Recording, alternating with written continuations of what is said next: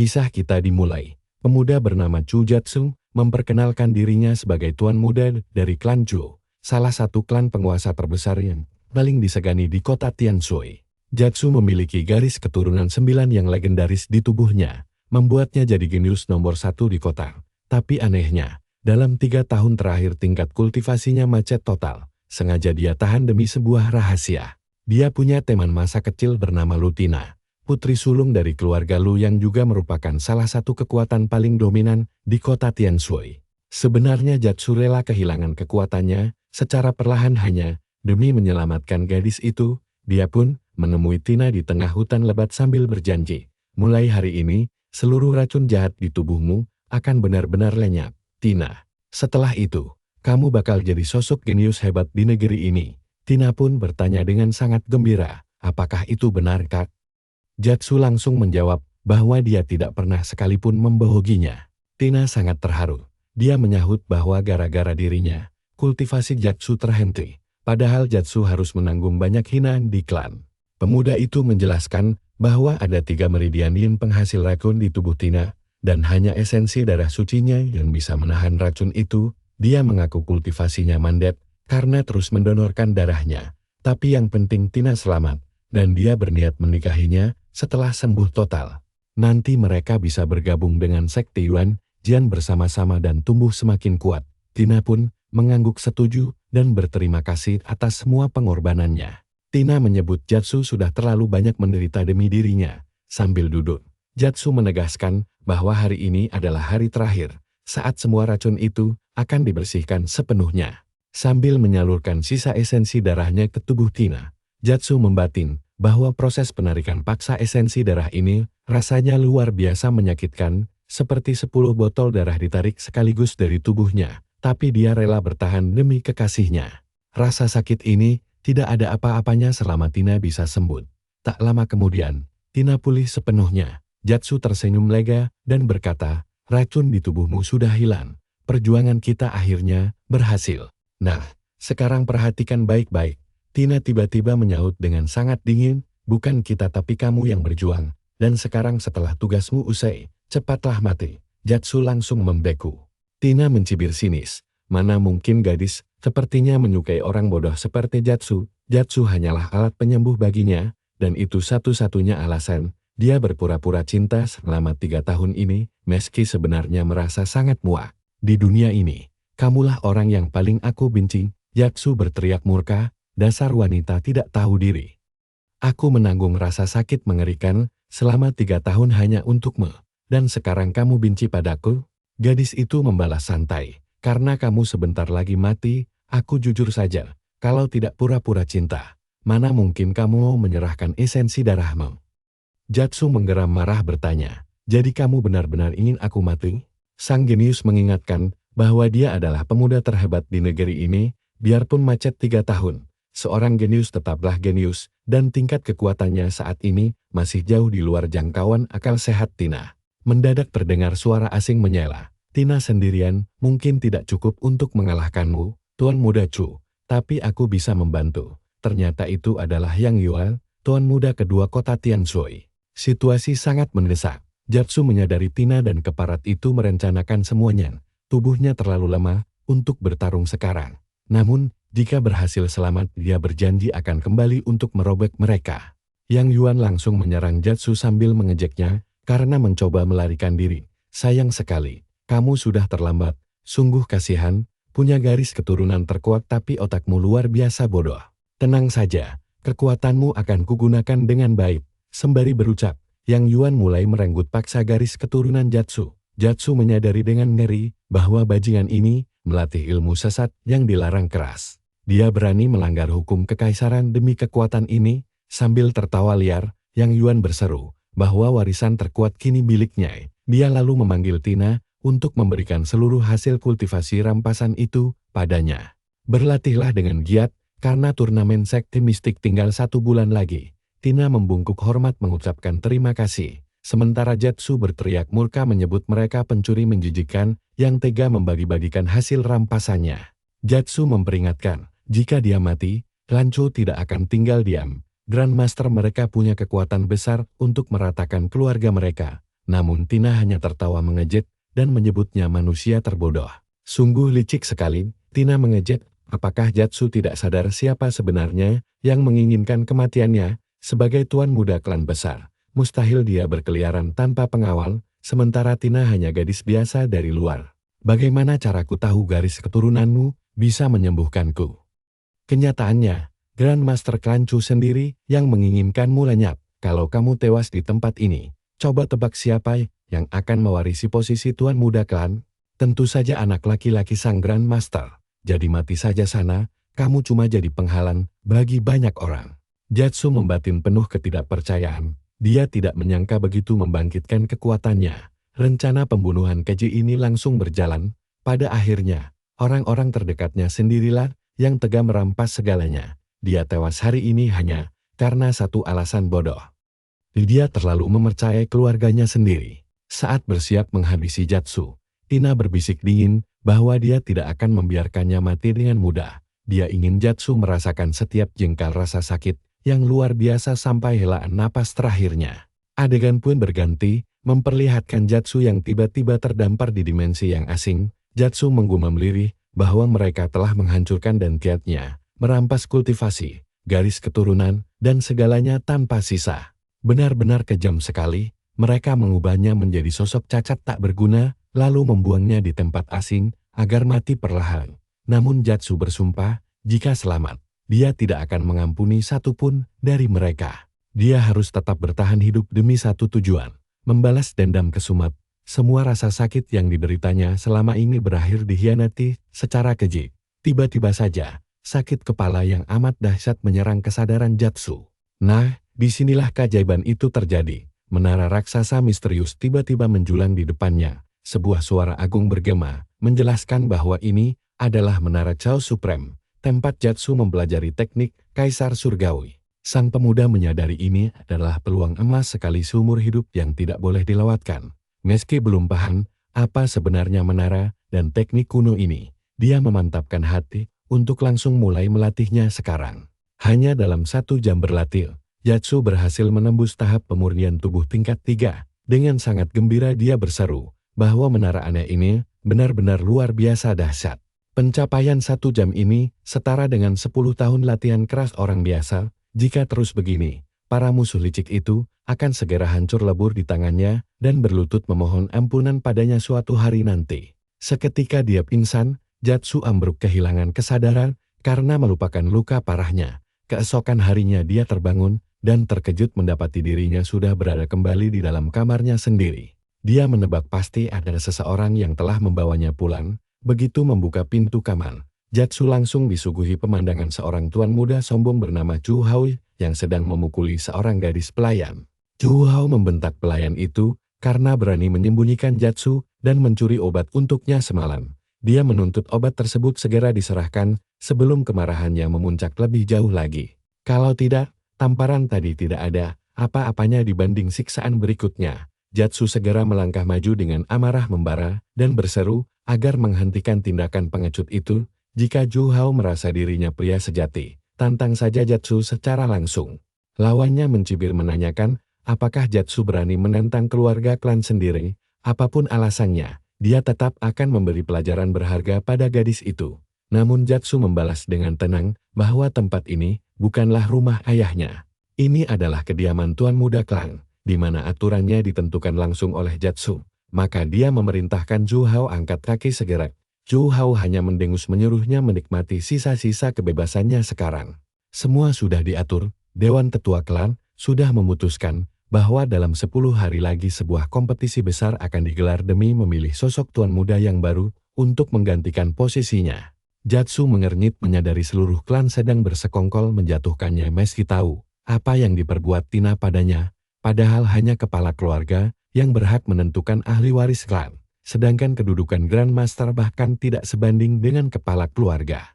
Remaja sombong itu menjawab bahwa kepala keluarga sudah menghilang selama 3 tahun. Berdasarkan hukum klan, kendali penuh kini ada di tangan Grand Master, dan jika Jatsu tidak menyukainya, cari saja sendiri ayahnya yang hilang. Jika tidak bisa, lebih baik diam saja. Jatsu mengepalkan tangannya kuat-kuat. Sadar betul Grandmaster keparat itu sengaja bersekongkol dengan Tina demi mencuri seluruh kekuatannya. Menurut hukum keluarga, kejahatan seperti itu pantas dihukum mati. Zhu Hao mencibir, kau tidak punya bukti, semua orang tahu kau ditipu perempuan bernama Tina, hingga kehilangan segalanya, itu kebodohanmu sendiri. Jangan salahkan orang lain, Jiatsu menjawab dingin, bahkan jika ucapanmu benar, kompetisi masih 10 hari lagi, selama 10 hari ini, aku masih berstatus sebagai tuan muda di sini. Dan sebagai tuan muda, aku perintahkan kau berlutut minta maaf pada Ruhua. Anak buah Zhu Hao berteriak, mana mungkin seorang master berlutut pada pelayan. Ruhua gemetar, berkata dia baik-baik saja dan memohon agar tidak memicu keributan. Jiatsu berkata tegas, Ruhua, jangan takut, aku bicara begini langsung di depannya. Dia tidak bisa menyentuhku, tidak perlu takut pada sampah seperti dia. Zhu Hao melangkah maju dengan emosi membara. Jadi bahkan setelah kultivasimu lenyap, kau masih berani sombong. Ayahmu dulu patriark dan kau tuan muda. Tapi kalian berdua sama-sama bodoh hingga kehilangan jabatan itu dengan tangan sendiri. Aku mendapatkan posisi ini dengan usahaku sendiri, bukan omong kosong bodoh sepertimu. Belum selesai dia bicara, bogem mantah Jiatsu langsung membuatnya terbang bebas. Zhu Hao yang syok berteriak, bukankah kultivasimu sudah hilang? Lalu bagaimana kau masih sekuat ini untuk memukulku mundur? Jiatsu menyahut dingin, jika kau meminta maaf pada pelayanku sekarang, masalah selesai, aku tidak akan mencarimu atau mengejarmu lagi. Tapi jika tidak, aku akan mencarimu, menemukanmu, lalu membunuhmu. Para pengikut berbisik ngeri itu terdengar seperti dialog Brian Mills. Kalau tahu Jiatsu fans Brian Mills, kami tidak akan ikut si bodoh ini ke sini. Nah, perhatikan baik-baik di sini. Ternyata dia cuma akting supaya musuh meremehkannya. Pantas saja tuan muda Zhu Hao langsung babak belur begitu kena bogem. Zhu Hao mencibir, apa bedanya? Kalau dia fans Brian Mills, aku sendiri fans berat sang legenda Lanar Hades. Jika akting Brian Mills membuat film Taken sangat populer, maka film Lanar Hades kesukaanku juga blockbuster di industri yang berbeda. Demi melindungi kehormatan Lanar Hades, aku akan menghabisi fans Brian Mills ini. Namun belum sempat menyelesaikannya, kepalan tangan Jiatsu langsung membungkam Zhu Hao seketika. Zhu Hao membatin shock penggemar Brian Mills, ternyata sangat berbahaya, kultivasinya kan harusnya sudah musnah. Lalu dari mana asal kekuatan mengerikan ini? Jiatsu berkata dingin, agar menjadi kuat, setiap pria harus dikhianati wanita setidaknya sekali. Aku dikhianati Tina, tapi setelah itu aku menjadi jauh lebih tangguh. Jika kau berani muncul di halamanku lagi, kau tidak akan pulang hidup-hidup. Zhu Hao balas berteriak, ingat ini, karena mencari masalah denganku demi seorang pelayan kecil. Kau mengundang petaka, saat Maha Guru tahu soal ini, tamatlah riwayatmu. Ruhua bertanya cemas, tuan muda, meski terluka, Anda tetap bisa menghabisi Zhu Hao dengan mudah. Boleh saya tahu dari mana kekuatan ini berasal? Jiatsu menjawab santai, tonton saja serial Taken. Kau juga akan mendapatkan kekuatan seperti ini nanti. Dari kejauhan, seseorang diam-diam mengamati pertarungan Jiatsu. Kemudian, Jiatsu duduk di kamarnya melanjutkan meditasi kultivasi sambil berpikir, aku berhasil menerobos batas. Sekarang aku berada di tahap pemurnian tubuh tingkat 4. Semua berkat 50 pil penempa tubuh itu. Dengan kultivasiku saat ini, mengalahkan orang macam Zhu Hao sangatlah mudah. Jika terus begini, aku akan kembali ke tingkat asalku dalam 6 bulan. Usai berpikir, dia menelan semua pil yang tersisa. Tepat saat itu, Ruhua masuk membawakan makanan untuk sang tuan muda. Dia terkejut melihat sisi ruangan berantakan parah. Jiatsu tersenyum lalu berkata, tenang saja, aku baru menonton Taken 3 dan agak emosional. Sekarang saatnya pergi ke pavilion pil. Ruhua membatin, tuan muda, kami benar-benar fans fanatik Brian Mills. Dia jenius sejati dengan kecepatan kultivasi yang mengerikan. Sementara itu, di pavilion pil, kepala pavilion bertanya, apa benar Jiatsu mengalahkan Zhu Hao? Seorang murid menjawab, saya sumpah itu nyata. Kabar ini menyebar di keluarga Zhu seperti api liar. Tuan muda Jiatsu menerobos sangat cepat. Seperti dugaannya, kultivasi tuan muda tidak pernah benar-benar hancur. Buktinya dia masih cukup kuat untuk merubuhkan Zhu Hao. Kepala pavilion bergumam cemas, jika Jiatsu benar-benar sampai, kita pasti sudah mendukung Maha Guru tanpa ragu. Tapi sekarang dia terbukti tidak berguna. Kita harus waspada. Bagaimana jika dia sengaja menyembunyikan kekuatannya untuk menguji kesetiaan kita? Tiba-tiba Ruhua berteriak dari luar, tuan muda sudah tiba. Kepala pavilion, kenapa belum keluar menyambut? Kepala pavilion bergegas keluar sambil meminta maaf. Aku baru saja ingin menyambut kalian. Maafkan orang tua ini, kakiku sudah tidak sekuat dulu lagi. Dia diam-diam mengamati Jiatsu sambil membatin tubuhnya jelas di tingkat pemurnian fisik, tapi tingkat energinya sudah anjlok drastis. Walau tidak berkembang selama 3 tahun, sisa kekuatannya dahulu masih tersisa sedikit, tapi dibandingkan masa kejayaannya, penampilannya sekarang tidak lagi semengesankan itu. Jiatsu berkata tenang, aku kemari untuk mengambil jatah bulananku. Kepala pavilion langsung memerintahkan bawahannya mengambilkan pil sambil mengedipkan mata memberi kode, kau tahu kan pil mana yang harus dibawa. Murid itu tertawa licik, lalu segera pergi mengambilnya. Tidak lama, dia kembali menyerahkan botol pil. Jiatsu mengernyit, dalam ini hanya 6 pil penempat tubuh. Tetua, bagaimana aku harus mengartikan ini? Ruhua maju dengan marah. Tetua tahu tuan muda harusnya menerima pil pengumpul qin. Anda juga tahu, ada perbedaan khasiat hingga 10 kali lipat. Apa yang ingin Anda tunjukkan? Tuan muda kami mungkin kehilangan kultivasi, tapi tidak dengan otaknya. Kepala pavilion menjawab dengan sangat tenang, tuan muda, Anda salah paham. Kami membagikan pil sesuai tingkat kultivasi masing-masing. Dulu saat di tingkat pemurnian Qi, Anda mendapatkan pil pengumpul Qi. Sekarang, karena berada di tingkat pemurnian tubuh, ini pil yang sesuai. Jika kultivasi Anda naik lagi, baru Anda akan menerima pil tingkat lebih tinggi. Jiatsu berpikir, andai mereka memberiku pil pengumpul Qi, aku pasti sudah langsung naik level sekarang. Sepertinya dia harus mencari cara lain untuk mengumpulkan obat. Ruhua tampak sangat kesal melihat tuan mudanya dihina. Tapi tenang saja, kita tahu persis balasan kejam apa yang menanti si tua bangka itu. Tapi aku percaya penuh padanya. Hari saat dia merebut kembali kekuatannya akan menjadi hari terakhir bagi tua bangka ini. Jiatsu membatin faksi Mahaguru pasti akan segera bergerak. Turnamen tinggal 10 hari lagi. Aku harus meningkatkan kekuatanku dengan cepat. Jika aku kehilangan posisi tuan muda ini, semuanya akan berakhir sia-sia. Jiatsu pun kembali mendatangi menara kekacauan surgawi demi mencari solusi. Jiatsu membatin meridianku hancur dan dantianku rusak. Namun menara ini memberiku kesempatan untuk lahir kembali. Aku belum pernah melewati pintu itu, tapi aku yakin ada hal luar biasa menanti di baliknya. Tiba-tiba sebuah suara bergema dari balik pintu, kau sedang menerima warisan dari Dewa Iblis kuno. Segala jenis jimat sihir ada di sini. Jimat elemen, penambah kecepatan, penguat fisik, semuanya lengkap. Kau bisa belajar membuat apapun di sini.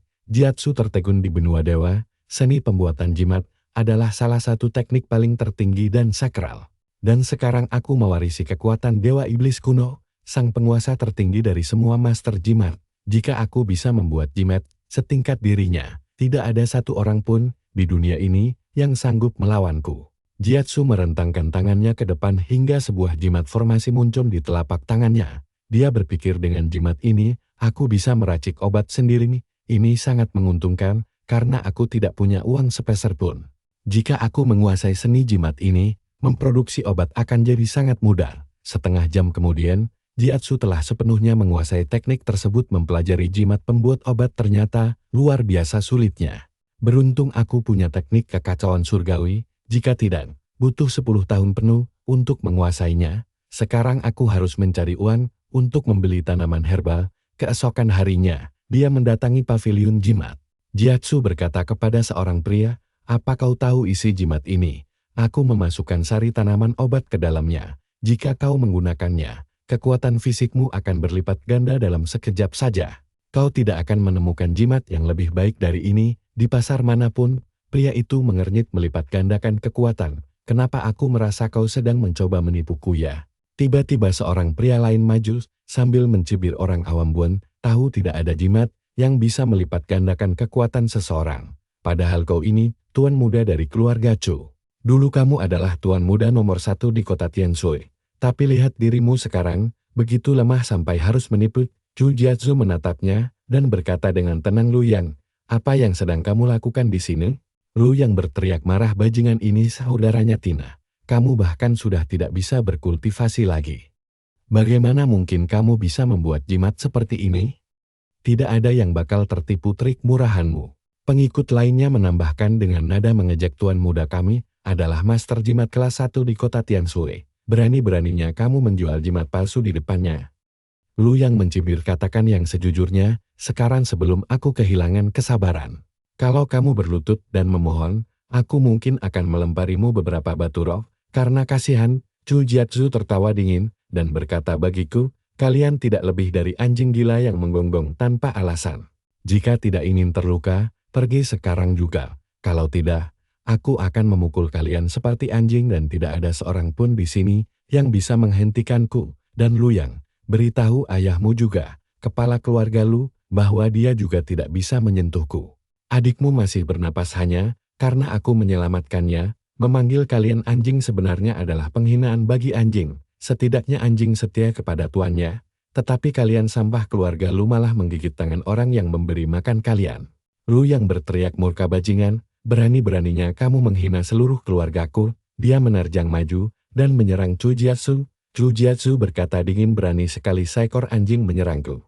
Hanya dengan satu pukulan, dia menghancurkan lengan Lu yang hingga patah seketika. Gila sih, langsung patah dong. Lu yang menjerit kesakitan, meminta tolong. Sementara para pengikutnya melongo syok melihat apa yang baru saja terjadi. Bukankah Dantian Chu Jiatsu sudah hancur? Bagaimana dia membanting tuan muda kita ke tanah tanpa kultivasi? Lu yang berteriak panik, apa maumu dariku? Chu Jiatsu menjawab dingin, apa yang bisa diberikan seekor anjing dan kakak wanita jalan kepadaku? Aku cuma mengembalikan bunga utangmu saja. Tiba-tiba, seseorang menyerang Chu Jiatsu dari belakang.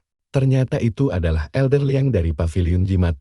Lu yang berteriak putus asa, Elder Liang, tolong aku, Chu Jiatsu sudah gila dan mencoba membunuhku. Elder Liang berkata dengan tegas, Chu Jiatsu, apa sebenarnya yang sedang kamu coba lakukan di sini? Sepertinya kepalamu terluka parah. Jika kamu berani membuat kekacauan di paviliun kami. Chu Jiatsu menjawab dengan tenang, baguslah kalau kalian merasa terganggu.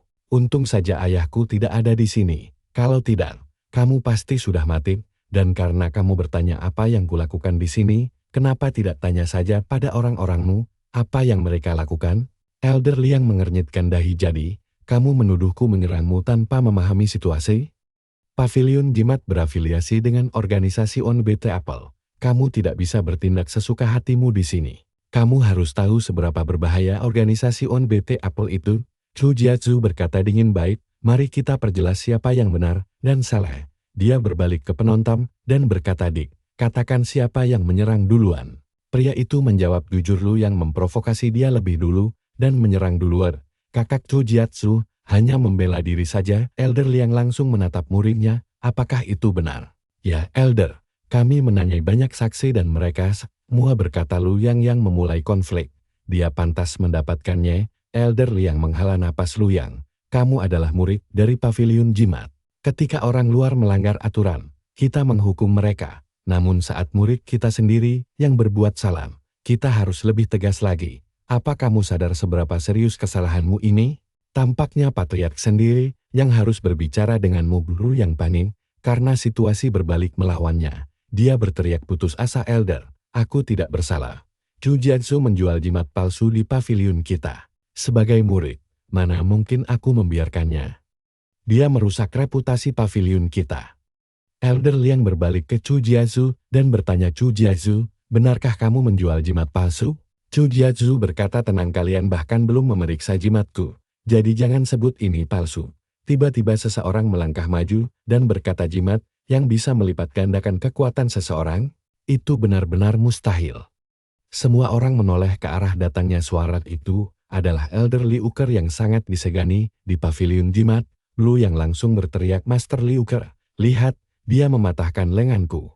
Elder Liu Ker melambaikan tangannya meremehkan lalu berkata, jangan khawatir, gurumu ini akan membalaskannya untukmu. Di benua kita, bahkan jimat tingkat tertinggi pun hanya bisa meningkatkan kekuatan sebesar 50%. Tidak peduli seberapa kuat seorang ahli, tidak ada yang berani mengklaim peningkatan 100%. Chu Jiatsu, apa kamu benar-benar berpikir bisa datang ke paviliun kami dan menipu kami semua? Chu Jiatsu menjawab dengan tenang, Elder Liu Ker, jika Anda begitu yakin jimat saya palsu, bagaimana kalau kita bertaruh saja? Elder Liu Ker mencibir dalam hati, bocah ini hanya bicara omong kosong. Aku selalu mendengar bahwa Chu Jiatsu bahkan tidak bisa berkultivasi dengan benar. Kapan dia belajar membuat jimat? Muridku benar, bocah ini cuma menipu orang. Sekarang setelah kedoknya terbongkar, dia hanya mengulur waktu saja. Chu Jiazhu berkata tegas, jimat saya bisa melipat gandakan kekuatan siapapun. Jika saya sukses meningkatkan kekuatan seseorang sebesar 100%, berikan saya 300 pil pemurnian tubuh. Jika setuju, mari langsung kita uji. Elder Liu Ker tertawa dan menjawab, jika apa yang kamu katakan terbukti benar, aku tidak akan memberimu 300, tapi 500 pil pemurnian tubuh. Tidak mungkin jimatmu sekuat itu. Di dalam hati, Elder Liu Ker berpikir dingin saat kedok bocah ini terbongkar. Aku sendiri yang akan membunuhnya, mau 300 atau 500 pil tidak masalah, karena dia tidak akan hidup cukup lama untuk menikmatinya. Mereka pindah ke Menara Road untuk menguji kemurnian jimat. Elder Liu Ker berkata percaya diri alat ini akan menunjukkan tingkat jimatmu dan seberapa kuat efek aslinya. Chu Jiazhu bertanya tenang Elder Liu Ker, apakah Anda yakin alat ini tidak akan salah? Elder Liu Ker mendengus bocah nakal, kamu boleh meragukan apapun, tapi jangan pernah meragukan menara rohku. Satu-satunya hal buruk tentang diriku hanyalah namaku, semua hal lain yang kupunya sangat sempurna. Lu yang mencibir ada apa? Chu Jiazhu takut. Kalau mengaku sekarang, mungkin Master Liu Ker mau berbaik hati melepaskanmu. Tapi jika menunggu sampai kedokmu terbongkar, kamu tidak akan selamat. Chu Jiazhu mengabaikannya dan berkata dingin, urus saja urusanmu sendiri. Dia lalu memasukkan jimat ke dalam inti pengujian. Alat itu langsung mengumumkan ini adalah jimat penguat kekuatan tingkat pertama yang bisa meningkatkan kekuatan hingga 100% utuh. Mata Elder Liu Ker langsung melotot sok tak percaya, bagaimana mungkin ini bisa terjadi. Jimat ini benar-benar memiliki kekuatan untuk melipat gandakan kekuatan seseorang. Elder Liang berseru, aku tidak bisa mempercayai mataku sendiri, kota Tianshui ternyata memiliki master jimat yang begitu mengerikan tanpa kita ketahui. Aku berani bilang dia salah satu jenius terbesar di seluruh Binwa, karena sangat sedikit orang yang bisa membuat jimat berkualitas tinggi seperti ini. Lu yang berdiri mematung tak percaya, jadi ini alasan adikku selalu membenci Chu Jiazhu. Saat berkultivasi dulu, dia selalu 10 langkah di depan semua orang. Tidak ada seorang pun di kota ini yang dianggap jenius selain dia, hanya setelah dia merusak kultivasinya demi adikku. Orang-orang baru percaya ada 3 jenius di negara ini. Dan sekarang bajingan ini malah mulai membuat jimat. Dulu aku adalah jenius nomor 1 di kota Tianshui. Tapi sekarang dia merebut ketenaranku. Aku harus membunuhnya sekarang juga. Lu yang bergegas maju untuk menyerang Chu Jiazhu, tetapi sebelum dia sempat menjangkaunya, Elder Liu Ker melangkah maju dan memukul Lu yang hingga pingsan seketika. Elder Liu Ker berteriak bahwa idiot ini pergi dari sini. Dia memalukan namaku saja. Chu Jiazhu bergumam dalam hati Elder Liu Ker, harus kuakui kamu sangat pintar. Kamu memukul muridmu sendiri di depan semua orang, tapi sebenarnya kamu sedang melindunginya dari kemarahan yang lain. Jika reputasi pavilion rusak, para tetua jelas tidak akan mengampuninya. Kamu menyelamatkannya tepat waktu. Tapi sampai kapan kamu bisa terus melindunginya? Keluarga Lu adalah musuh terbesarku. Saat aku membereskan mereka nanti, itu pasti akan menjadi tontonan yang sangat menarik. Elder Liang melangkah maju dan berkata, Tuan Muda Chu, ada sesuatu yang ingin kukatakan. Chu Jiazhu berpikir dingin, orang-orang di benua ini berubah pikiran lebih cepat daripada bunglon. Baru beberapa saat yang lalu, pria tua ini memanggilku dengan nama lengkapku. Sekarang setelah dia melihat potensiku, dia memanggilku Tuan Muda Chu lagi. Sebelumnya, suaranya penuh dengan kebencian. Sekarang suaranya penuh dengan rasa hormat. Elder Liang berkata dengan sopan, Tuan Muda Chu, apakah Anda bersedia bergabung dengan pavilion jimat kami? Chu Jiazhu menjawab dengan tenang, bergabung dengan pavilion?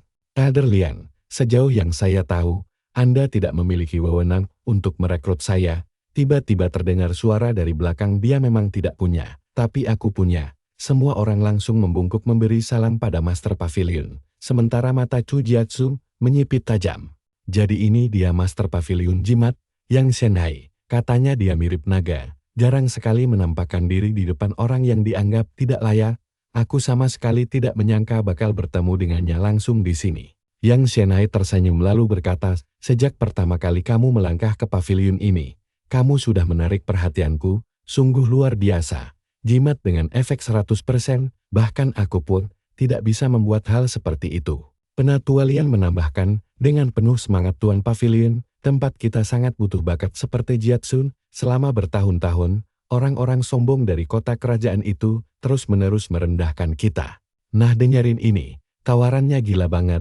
Kalau Jiatsu bergabung, kita akhirnya bisa membalas dendam. Sang Master Pavilion berkata, Tuan Muda, jika kamu bergabung, kamu akan mendapatkan semua sumber daya tanpa batasan apapun. Jiatsu membati, jika aku bergabung dengan pavilion ini, aku tidak perlu mencemaskan uang lagi.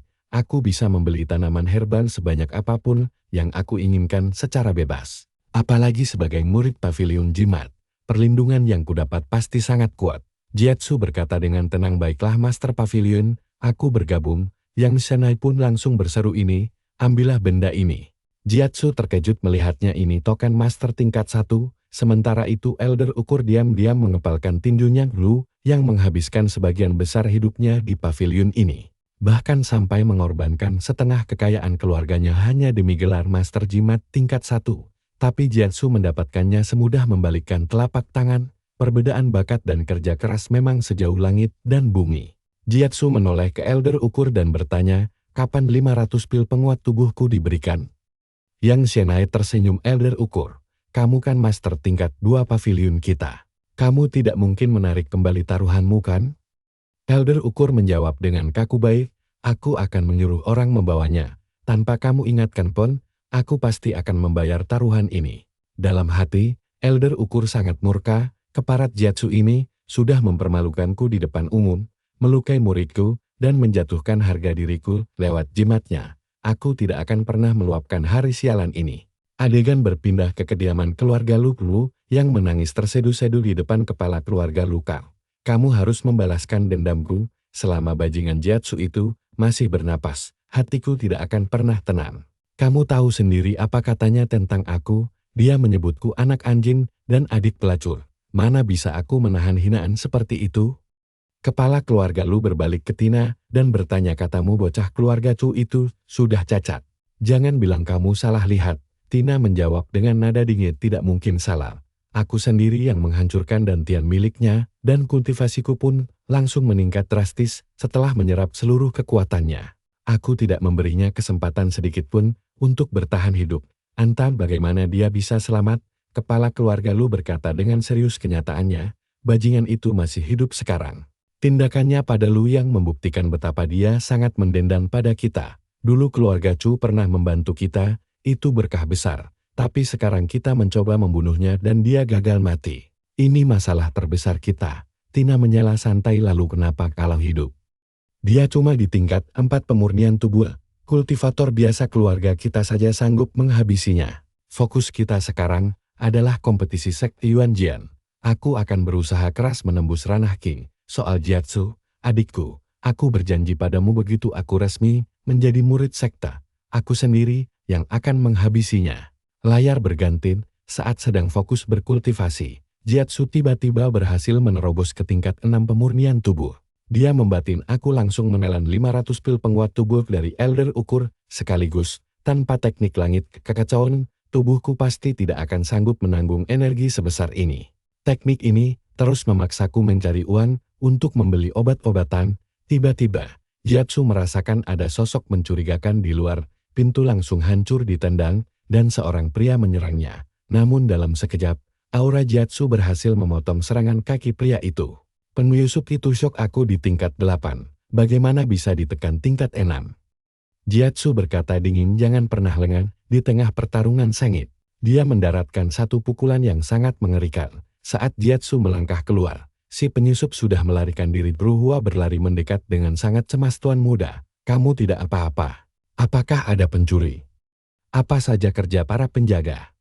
Jiatsu menjawab santai, tenang saja, dia lolos, karena sengaja kubiarkan. Kau tahu kan, tikus yang kabur pasti akan selalu kembali ke sarangnya.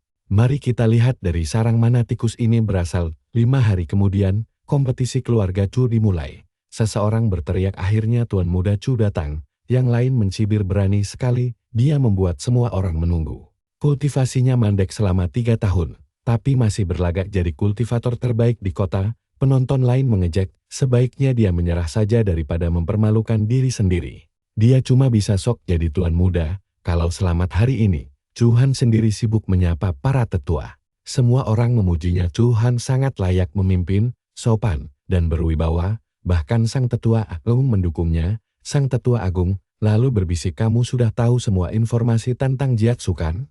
Tuhan menjawab tenang, tubuhnya memang kuat dan tekniknya banyak. Tapi dia kekurangan energi vital murni. Aku pasti bisa menang. Gaya bertarungnya memang asing bagi keluarga kita, tapi dia tetap akan kalah telak. Tetua agung maju, mengumumkan kompetisi dimulai. Babak pertama Tuhan melawan Jiatsu di panggung.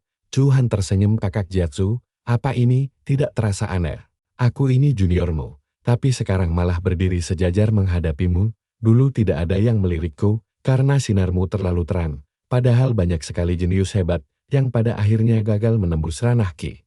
Kamu mencapainya 3 tahun lalu, tapi mendadak mandek. Sekarang lihat siapa yang berdiri di depanmu. Jiatsu menjawab tenang, aku hanya berhenti berkultivasi selama 3 tahun saja. Bahkan, jika aku berhenti 300 tahun pun, kamu tetap tidak akan pernah bisa menandingiku. Hari ini, kita cuma lawan tanding di panggung, tapi dalam hidup, levelmu jauh di bawahku, jadi berhentilah banyak omong. Gila, lihat benturannya. Maju dan kalahlah. Tuhan mengangguk, baik, rasakan ini. Detik berikutnya, kedua tinju raksasa mereka langsung berbenturan sangat keras di udara. Kedua pukulan mereka seimbang, padahal Jiatsu masih di tahap pemurnian tubuh, sedangkan Tuhan sudah mencapai setengah langkah ke ranah Ki. Tuhan membatin panik, apa yang sebenarnya terjadi di sini? Jika tingkat kultivasi Jiatsu benar-benar setara denganku, aku pasti sudah langsung hancur berkeping-keping menerima serangannya. Tadi, bajingan ini benar-benar monster menakutkan. Di generasi kita, begitu banyak orang mencoba menekan kekuatannya, tapi dia tetap jauh melampaui kami semua. Jika tidak membunuhnya hari ini, para jenius lain akan selamanya tertutup bayangannya. Tuhan langsung melepaskan serangan dahsyat yang menghancurkan panggung batu di bawah kaki mereka. Melihat pertempuran itu, Tetua Agung berpikir kekuatan Jiatsu benar-benar melompati zamannya. Kupikir Tuhan bisa menang mudah dengan mengandalkan tingkat kultivasinya saja, tapi dia tetap bukan tandingan Jiatsu. Sepertinya aku terpaksa memakai cara kotor. Sambil berpikir begitu, dia diam-diam melempar sebuah pil terlarang ke arah Tuhan, membuat para tetua di sekitar langsung panik. Ini tindakan curang. Pil itu memang meningkatkan kekuatan instan, tapi efeknya sangat merusak tubuh. Kita harus menghentikannya. Tetua Agung menjawab dengan nada dingin, kita dilarang ikut campur dalam pertarungan anak-anak. Tetua ketiga, apa kamu berniat melanggar aturan? Tetua ketiga memprotes keras, kamu tahu bahaya pil itu. Aku memperingatkan ini demi keselamatan Tuhan sendiri. Menelan pil itu bisa merusak pondasi tubuhnya secara permanen hanya demi posisi kepala keluarga. Apa kamu tega menumbalkan dua pemuda berbakat kita? Kamu tahu sendiri potensi besar yang mereka miliki. Tetua Agung berkata dengan sangat tenang, aku memberikan pil itu secara terang-terangan. Jika kamu tahu risikonya, Jiatsu pun pasti tahu. Jika mau, dia bisa mundur sekarang untuk menyelamatkan nyawa mereka berdua. Dalam hati, sang Tetua Agung tersenyum licik, aku sudah merencanakan perebutan tahta ini selama bertahun-tahun. Jika aku harus mengorbankan Tuhan demi melenyapkan Jiatsu, maka biarlah terjadi. Yang kuinginkan hanyalah kekuasaan. Begitu Tuhan menelan pil itu, energinya langsung meledak menembus ranah Ki. Mata Jiatsu seketika menyipit tajam melihat perubahan drastis musuhnya. Pertarungan ini mendadak jadi makin sulit. Tuhan langsung melesat maju dan mengincar leher Jiatsu. Semua penonton menahan napas, apa Jiatsu tewas? Jiatsu nyaris saja terkena serangan itu dan berpikir gila, itu tadi dekat sekali. Tuhan menyeringai lebar Jiatsu, cepat berlutut dan memohon ampun. Mungkin aku akan melepaskanmu. Jiatsu menjawab dingin, tadinya aku tidak berniat membunuhmu. Tapi, karena kamu mencobanya, rasakan ini. Dia langsung menarik keluar sebuah jimat penyerang. Hanya dengan satu serangan jimat, sebuah lubang besar langsung menembus tubuh Tuhan. Semua orang berteriak histeris karena shock. Tuhan tewas. Batin tetua ketiga dengan ngeri. Ternyata rumor tentang kemampuan jimat mengerikan milik Jiatsu itu benar. Kau pikir rumor itu cuma dilebih-lebihkan. Tapi ternyata nyata. Tetua Agung menggertakkan giginya, kesal persis seperti ayahnya. Mau bagaimanapun aku membantahnya. Mereka berdua memang monster yang menakutkan bagi sekte ini. Jiatsu berkata santai, tetua sekalian. Tolong umumkan hasilnya sekarang. Dan, kalau ada yang mau menantangku lagi, maju saja. Tetua Agung akhirnya mengumumkan posisi Tuan Muda keluarga Chu tetap milik Jatsu. Semua orang langsung membungkuk memberi hormat padanya. Sekarang adegan berpindah ke kediaman Chu. Ruhua berkata gembira, Tuan Muda, aku memasak hidangan lezat untukmu, kamu pasti akan sangat menyukainya. Jatsu menjawab, aku mau masuk ruang meditasi, untuk kultivasi, kalian makan saja duluan. Ruhua langsung terkejut, apa, Tuan Muda mau mengurung diri lagi? Kan posisimu sudah kembali. Tetua Agung tidak bisa macam-macam lagi sekarang, jadi kenapa terus memaksakan diri? Jatsu menjawab serius, aku tahu dia tidak berkutik di sini, tapi prioritasku adalah kompetisi Sekti Yuanjian sebulan lagi. Aku harus segera bersiap. Kini kamera beralih ke Sekti Yuanjian. Seorang murid melapor dengan taksim ketua. Semua persiapan untuk kompetisi kota Tianshui sudah rampung dikerjakan seluruhnya. Tetua menghela napas panjang, kota Tianshui terlalu kecil. Seringnya kita pulang dengan tangan hampa. Apa kamu menemukan bakat hebat kali ini? Sang murid menjawab, saya mendengar ada 3 jenius luar biasa. Lutina dari keluarga Lu, Yang Yuan dari keluarga Yang. Tetua bertanya, lalu yang ketiga? Murid menyahut, Chu Jatsu, Tuan Muda keluarga Chu, dulu dia adalah jenius nomor 1 di kota Tianshui. Bakat kultivasinya sangat luar biasa, sampai dia diramalkan bisa jadi jenius teratas sekte kita. Tapi malangnya, sebuah musibah mengerikan menimpanya beberapa waktu lalu. Tingkat kultivasinya merosot tajam, dan sekarang hanya tersisa di tingkat 6 pemurnian tubuh. Tetua menggelengkan kepalanya kecewa, untuk ikut kompetisi, peserta minimal harus mencapai tingkat 9 pemurnian tubuh. Naik dari tingkat 6 ke 9 dalam 2 hari jelas mustahil, sayang sekali. Padahal aku pribadi berharap anak itu bisa ikut serta di tempat lain. Jatsu bergumam, pil pengumpul kekuatan kemarin memang luar biasa. Tapi meridian luar biasaku belum bangun juga. Sebagai catatan, tubuh manusia punya 20 meridian, yakni 12 meridian utama dan 8 meridian luar biasa. Masuk ke ranah pemurnian tubuh berarti semua meridian utama telah bangkit, namun hanya sedikit sekali kultivator yang mampu membangunkan satu saja meridian luar biasa mereka. Dan jika ke-8 meridian luar biasa itu terbangun seluruhnya, seseorang akan mencapai tingkat pemurnian tubuh puncak dan mendapatkan fisik bela diri tertinggi yang legendaris, tubuh paling sempurna untuk kultivasi. Namun, untuk membangkitkannya, seseorang harus terus memurnikan tubuhnya tanpa henti. Jatsu membatin, mantap, aku harus menghasilkan banyak uang dulu, hanya dengan begitu aku bisa membeli sumber daya untuk naik tingkat. Keesokan harinya, kita beralih ke paviliun jimat. Yung Zhenhai berkata dengan penuh kekaguman, Nat, kamu benar-benar telah melakukan hal luar biasa dengan menciptakan berbagai jenis jimat hebat ini. Kalau begini terus, kamu akan segera dinobatkan sebagai Raja Jimat di kota ini. Ngomong-ngomong, Tuan Muda Chu, ada apa? Wajahmu tampak sangat lelah sekali. Jika ada masalah, katakan saja. Aku akan selalu mendukungmu. Jatsu menjawab, terima kasih banyak atas semua perhatianmu. Semalam aku bekerja keras, sampai tidak tidur sama sekali. Padahal batin Jatsu, aku begadang semalaman di Menara Chaos membuat jimat untuk dijual, agar dapat uang banyak. Tepat saat itu, Yung Zhenhai berkata, kamu datang di waktu yang sangat pas. Tuan Muda Chu, ada beberapa tamu penting yang ingin bertemu kita. Mari ku perkenalkan kamu pada mereka. Sangat menguntungkan bagimu jika bisa mengenal mereka. Ini adalah Tetua Juyuan dari On Bit Apple, dan wanita muda di sebelahnya adalah putri sang pemilik organisasi besar itu, Nona Jia Yuan. Jatsu memberi salam dengan sangat sopan, salam hangat untuk kalian berdua. Dalam hati dia berpikir padahal paviliun jimat bukan cabang utama, tapi masih berada di bawah kekuasaan penuh mereka. Dan sekarang putri dari pemilik organisasi raksasa itu sedang berdiri tepat di hadapanku. Jika aku bisa meninggalkan kesan yang baik, ini pasti akan sangat menguntungkan bagiku nanti. Nona Jia maju beberapa langkah, lalu mulai memeriksa jimat buatan Jatsu. Dia bergumam, jimat seperti ini sangat dibutuhkan oleh On Bit Apple. Jatsu lalu bertanya, apa Anda berencana membeli semuanya? Yung Zhenhai langsung tertawa keras, Nang. Jangan pura-pura bingung begitu. Nona Jia ingin berkolaborasi denganmu. Bisa dibilang nasibmu sedang sangat mujur sekarang. Konglomerat terbesar di seluruh negeri ini mau bekerja sama secara eksklusif dengan anak muda seperti kamu. Kalian bayangkan saja, ini jackpot besar untuknya.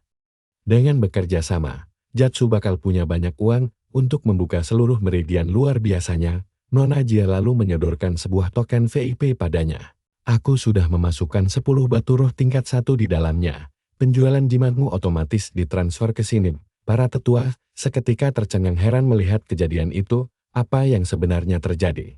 Token itu sangat sulit didapatkan. Bahkan putri kerajaan kita saja harus memohon untuk memilikinya, tapi Nona Jia malah memberikannya cuma-cuma pada bocah ini. Jatsu berkata tulus, Nona Jia, Anda sungguh baik sekali. Terima kasih banyak. Tetua Juyuan menambahkan, aku butuh 2000 jimat berkualitas tinggi dalam 10 hari. Kirimkan langsung ke Presiden Cabang Kota Tianshui kita. Jatsu mengangguk, mantap, baik, akan segera beres. Setelah Jatsu pergi meninggalkan ruangan, Nona Jia bertanya pemimpin pavilion Yung, bagaimana menurutmu tentang kualitas jimat buatan anak itu? Yung Zhenhai menjawab, aku sudah memeriksanya langsung dan menjamin tidak akan ada masalah. Namun mendadak, saat dia menelitinya lebih dekat lagi, wajahnya berubah shock berat. Sambil tertawa, pemimpin pavilion itu berkata, bocah ini luar biasa pintar, dia sengaja menyembunyikan kemampuan aslinya. Di permukaan jimat ini terlihat biasa saja, tapi sebenarnya kekuatannya sengaja ditekan agar tidak mencolok. Tuan muda Jatsu menyembunyikan kekuatan aslinya agar tidak ada satupun orang yang menyadari kehebatannya yang sesungguhnya. Nona Jia pun tersenyum manis. Perjalanan kali ini benar-benar sangat berharga bagiku. Adegan sekarang beralih ke Menara Charles. Jatsu akhirnya sampai ke lantai pertama menara itu. Dia berpikir kemampuan jimatku memang meningkat pesat, tapi kalau aku terus membuat jimat tingkat 1 saja, perkembanganku akan lambat. Aku harus memperkuat caraku menghasilkan uang ini dengan mempelajari cara membuat jimat tingkat tinggi. 10 hari kemudian, Jatsu tampak berdiri tegak di depan pintu masuk. Dia berkata, namaku Chu Jatsu, aku ingin menemui Presiden Su, beritahu dia aku datang. Tiba-tiba di belakangnya, Tina menyeringai sinis, lihat siapa ini. Dia benar-benar berpikir bisa menemui tokoh penting sesibuk Presiden Su. Jatsu membalas dengan sangat dingin, diam saja kamu, jalang sialan. Tina tertawa keras, kamu memang selamat dari maut. Tapi apa gunanya hidup menyedihkan begini? Kalau aku jadi kamu, aku pasti sudah menyerah sejak lama sekali. Jatsu menjawab dengan sangat santai, dengar ya Tina, kamu tidak usah mencemaskanku. Jalan sesat yang kamu tempuh sekarang ini memang sangat cocok untukmu. Teknik kultivasi iblis busukmu itu cepat atau lambat pasti akan mengubahmu menjadi monster menyeramkan. Dan saat hari itu tiba, tidak ada orang yang sudi melihatmu lagi, karena tabiatmu memang sudah sangat menjijikkan dari dulu. Pengawalnya menyalak marah, tutup mulutmu, dan jangan bicara omong kosong tentang kami. Kami datang bersama keluarga yang merupakan sekutu dekat On Bait Apple. Tepat di saat itu, Presiden Su dan Nona Jia berjalan keluar dari dalam. Presiden Su berkata dengan hangat, Tuan Muda Jatsu, kamu membuat kami menunggu cukup lama. Mendengar nama Jatsu disebut oleh tokoh terhormat, semua orang seketika langsung tercengang kebingungan. Jatsu membalas dengan sangat sopan, Presiden Su, Nona Jia, mohon maafkan keterlambatan saya, ini gara-gara para pecundang bodoh ini menghalangi jalan. Tina membatin sangat shock, ada apa sebenarnya ini? Bagaimana mungkin Jatsu bisa mengenal orang-orang dari organisasi raksasa ini? Nona Jia tersenyum tenang, mari Tuan Muda Jatsu, silakan masuk ke dalam ruangan kita. Nona Jia berkata pelan, biarkan saja anjing terus menggonggong di jalanan, kita tidak perlu membuang waktu memedulikan mereka. Jatsu menatap tajam ke arah Tina, lalu berbisik dingin, kamu sudah melakukan banyak hal jahat padaku, akan kubalas semuanya perlahan. Begitu masuk ke dalam kantor, Jatsu meletakkan tumpukan barang bawaannya, ini semua 2000 jimat pesanan Anda, semuanya berkualitas sangat tinggi. Presiden Su seketika berseru kagum, aku belum pernah melihat jimat sebanyak ini berkumpul di satu tempat sekaligus. Bagaimana bisa bocah ini membuat begitu banyak jimat hanya dalam 10 hari? JTSU lalu bertanya, Presiden Su, saya membuat 3 jimat khusus, berapa harganya?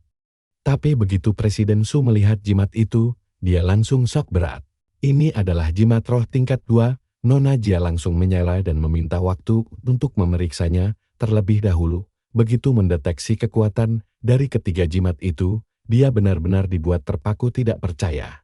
Nona Jia membatir dalam hati, padahal Jatsu baru berada di ranah pemurnian tubuh, tapi dia sudah bisa menciptakan jimat sahabat ini. Aku berani jamin, ia bakal jadi nama besar di dunia jimat.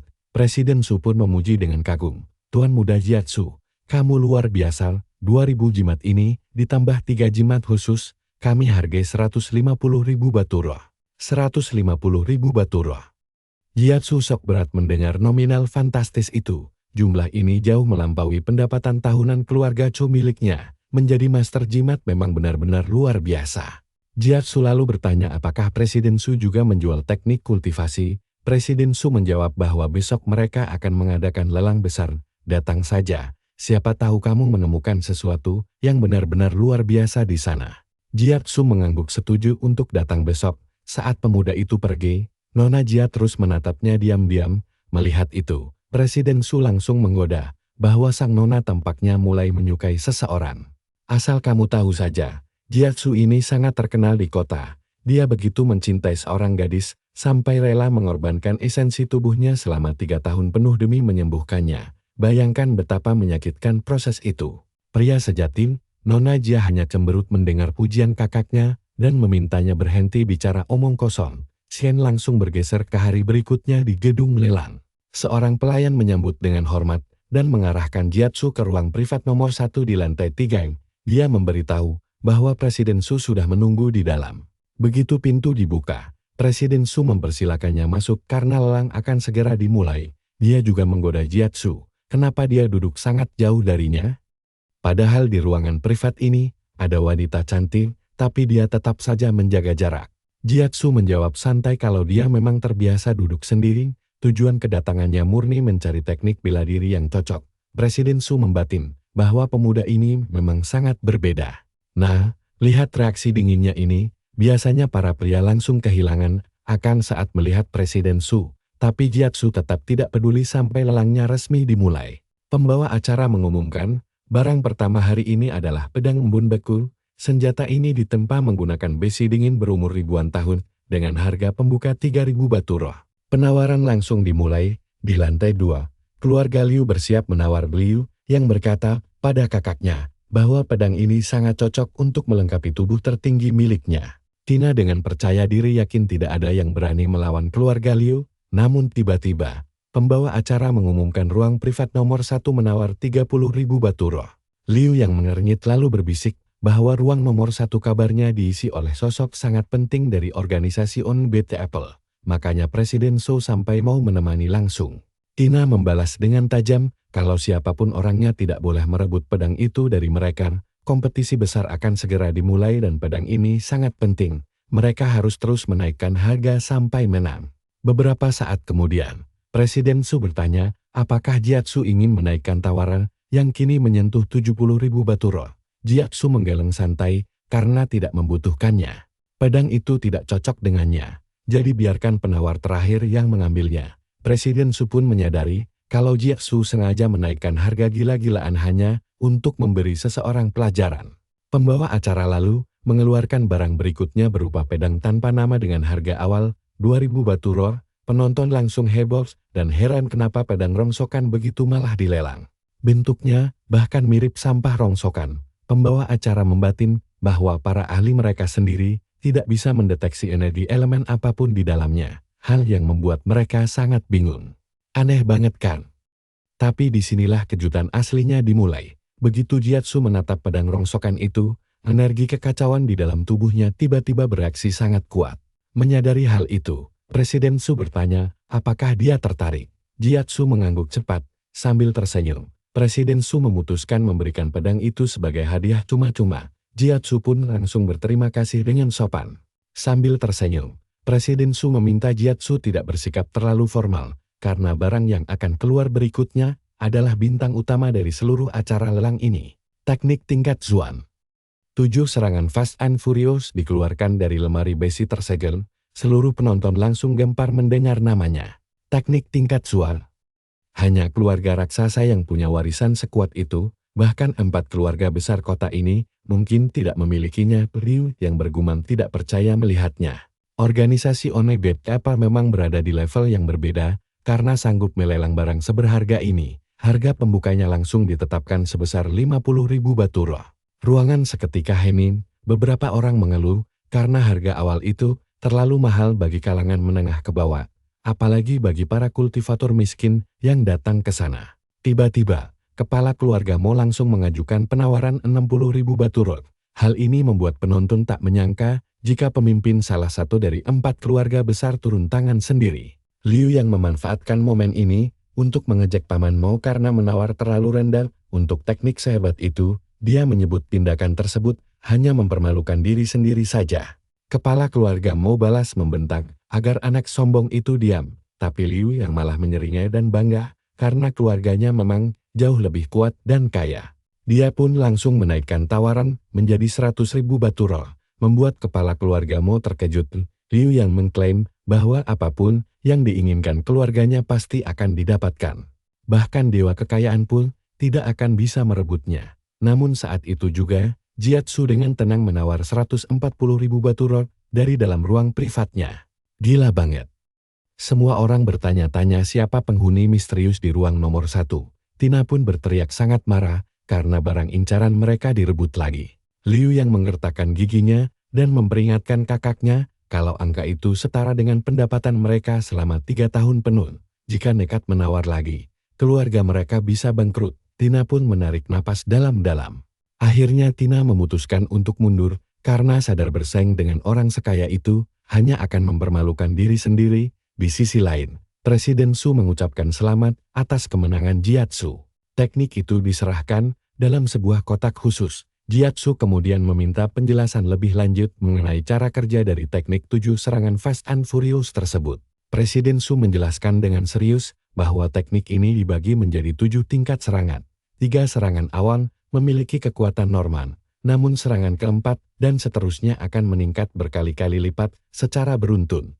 Jika berhasil menguasai ketujuhnya, seluruh dayanya bisa digabungkan menjadi satu serangan pamungkas yang dahsyat. Di titik itulah teknik ini benar-benar mencapai puncak tingkat Suan menengah. Tapi ingat, latihan ini memberikan beban yang sangat berat pada fisik.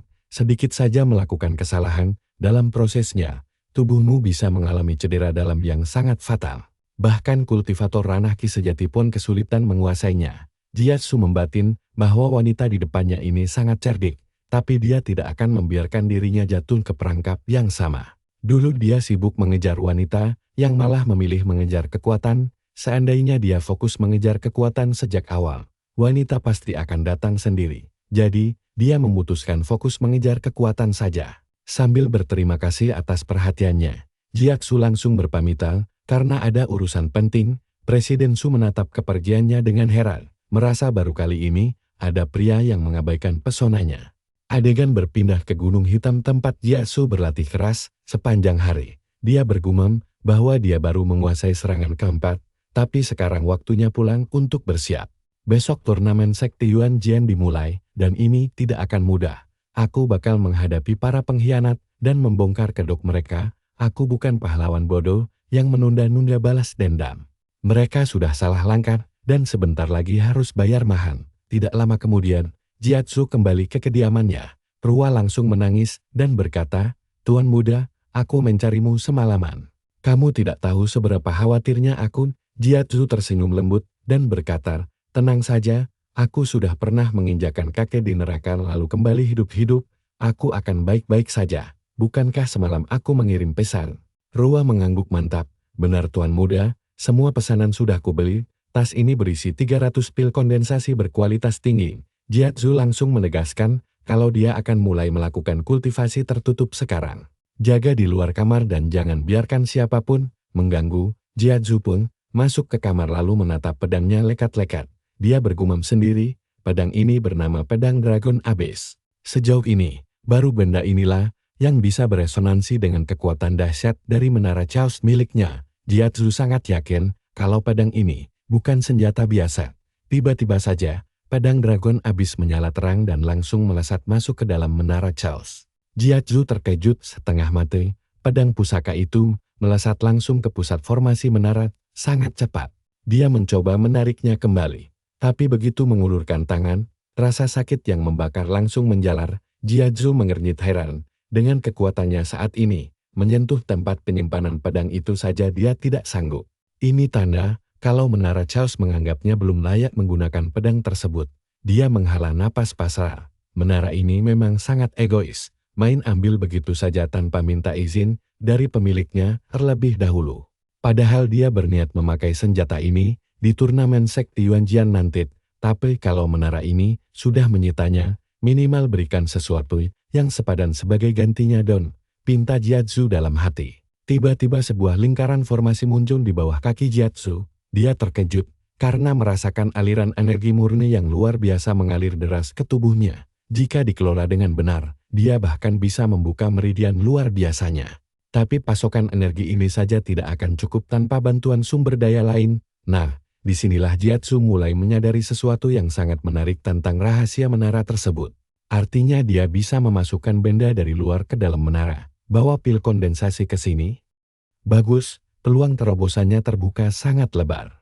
After concentrating for a while, condensing pill appeared in Jiatsu's hand. He immediately swallowed it and began cultivating. 1 hour later, Jiatsu had unlocked 7 out of his 8 extraordinary meridians. Sambil terbaring lemas di lantai, dia bergumam kalau perjuangannya hampir selesai. Tersisa 1 meridian tersulit untuk dibuka. Sebagai informasi, titik terakhir ini dikenal sebagai meridian hidup dan mati. Bagi para praktisi bela diri, rintangan ini bagaikan tembok raksasa yang mustahil ditembus. Di benua dewa, hanya segelintir orang saja sepanjang sejarah yang berhasil melewatinya dan menjadi legenda besar. Jiatsu berusaha bangkit berdiri dengan susah payah. Dia menegaskan, meski tubuhnya sekarang sudah sangat lemas, dia harus tetap menembus batas meridian hidup dan mati tersebut.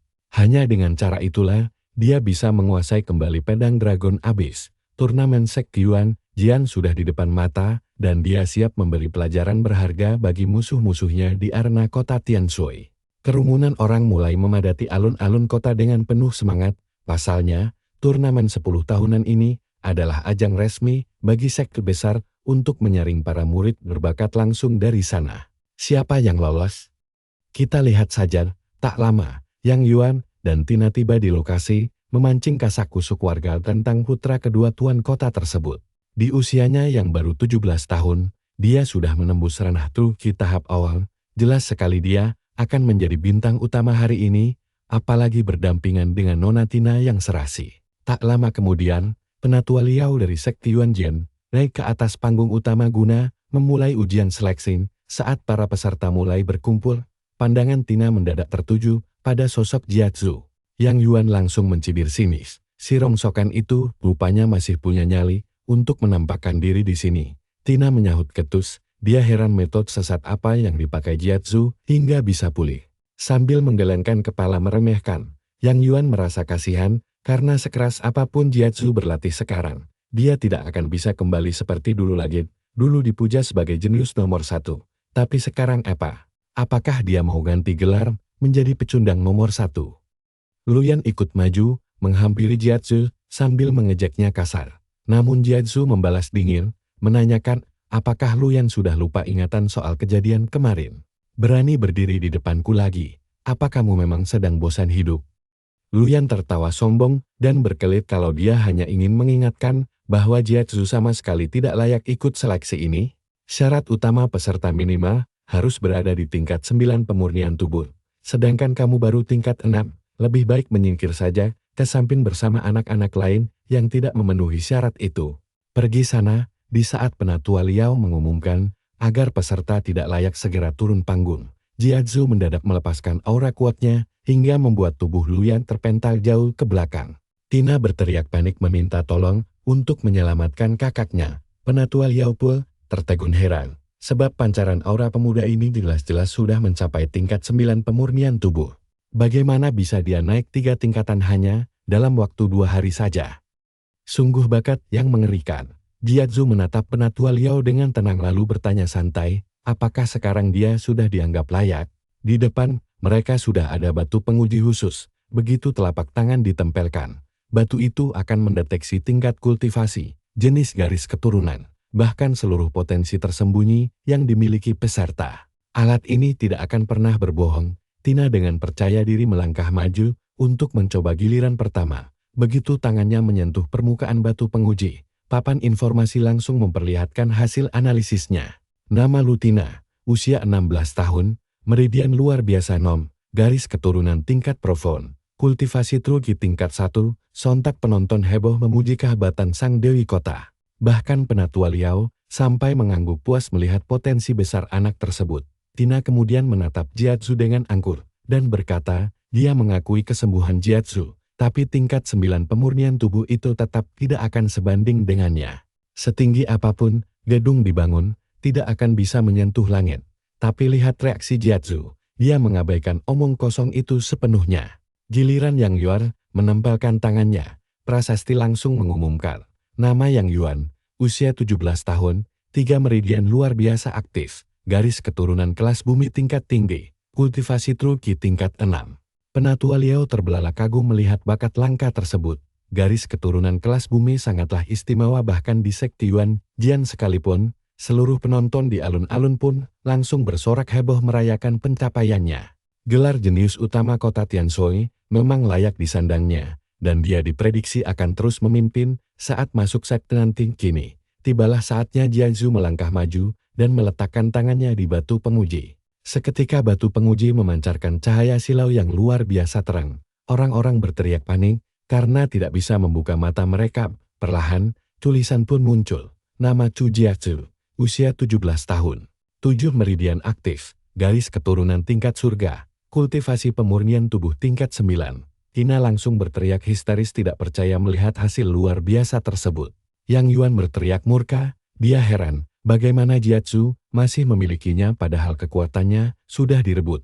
Penatua Liao ikut terkejut melihat pemuda itu berhasil membuka 7 meridian meski baru tingkat 9. Artinya, dia bisa mencapai puncak pemurnian tubuh legendaris, kesempatan emas. Bakat sejatinya kini mulai terpampang nyata di hadapan semua orang. Sang mantan jenius nomor 1 akhirnya bangkit kembali dengan gemilang. Namun Jiatsu sadar betul kalau hasil tes ini palsu. Karena menara Chaos sempat melepaskan gelombang energi misterius tepat sebelum dia menyentuh batu tersebut. Sebenarnya dia memiliki garis keturunan Kaisar Surgawi Chaos yang tingkat aslinya pun masih misterius. Untung saja kekuatan menara berhasil menyamarkan aura dahsyat tersebut tepat waktu. Jika rahasia ini sampai bocor, seluruh dinasti pasti akan langsung gempar seketika. Sambil menatap tajam ke arah depan, Jiatsu lalu berkata dengan nada dingin menuntut balas atas kelakuan keji Tina dan Yang Yuan yang dulu melumpuhkannya. Kalian benar-benar berpikir aku tidak akan bisa berdiri setinggi ini lagi. Orang-orang langsung berbisik, mereka ingat rumor tentang tuan muda keluarga Zhu yang dilukai Tina. Tega sekali wanita itu, apalagi Jiatsu menuduh mereka mencuri kultivasinya. Tina langsung panik dan berteriak, aku tidak melakukannya, jangan memfitnahku. Jiatsu menjawab dengan sangat tenang, semua tahu kau lahir dengan meridian yin bermasalah yang menumpuk racun dingin, selama 3 tahun penuh, tiap bulan aku berikan darah esensiku demi menyembuhkanmu. Gara-gara itu, kultivasiku mandek total, seluruh kota tahu cerita ini, kau tidak bisa mengelak lagi, sekarang. Biar ku bongkar apa yang sebenarnya terjadi saat itu. Begitu wanita ini sembur, dia dan Yang Yuan malah menyerangku dari belakang. Mereka membagi kekuatanku. Garis keturunan bumi yang sangat dia banggakan itu. Sebenarnya itu milikku. Bahkan seluruh kultivasi Tina sekarang hanyalah pemberian dariku saja. Coba pikirkan baik-baik. Bagaimana mungkin orang yang selalu sakit-sakitan sejak kecil bisa berkultivasi secepat ini tanpa bantuan darah esensiku? Tapi keserakahan mereka tidak ada habisnya. Meridianku dihancurkan dan tianku dirusak paksa. Aku berani menjamin kebenaran dari semua ucapan ini. Banyak wanita tidak tahu malu di dunia, tapi tidak ada yang sebusuk dia. Memelihara ular jauh lebih baik daripada menyimpan wanita bermuka dua di sisimu. Tina langsung lemas berlutut. Yang Yuan berteriak marah, Jiatsu, imajinasimu sudah kelewat batas. Tina hanya memutus hubungan denganmu, lalu sekarang kau memfitnahnya. Pria sejati tidak akan bersikap serendah ini. Jiatsu tertawa dingin, tepat sekali. Pria sejati di sini hanyalah dirimu si pencuri garis keturunan dengan ilmu hitam. Parahnya lagi, kau membagi hasil jarahan haram itu dengan anjing peliharaanmu. Seketika kerumunan heboh luar biasa, Papa. Menggunakan sihir iblis. Hukum negara kita sangat kejam. Siapapun yang berani memakainya, seluruh keluarganya akan diasingkan atau dieksekusi mati. Wah, wali kota yang langsung panik setengah mati di dalam hati. Kalau bocah ini tidak diam sekarang, rahasia busuk keluarga mereka bakal terbongkar habis dan hancur lebur. Maju ke depan, wali kota berteriak kencang, Sampar, jangan asal bicara. Kau pikir menjadi jenius memberimu hak untuk menyebar dusta?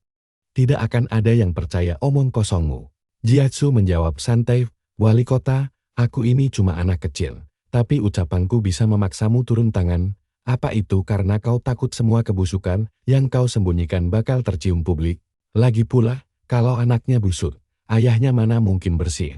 Yang Yuan yang murka langsung berteriak ingin menghabisi Jiatsu dengan satu serangan mendadak hingga Jiatsu tidak sempat menghindar. Jiatsu membatin, bajingan ini sudah mencapai ranah transformasi laut, aku tidak bisa melawannya langsung sekarang. Sementara yang Yuan heran, karena Jiatsu yang baru tingkat 9 pemurnian tubuh malah selamat.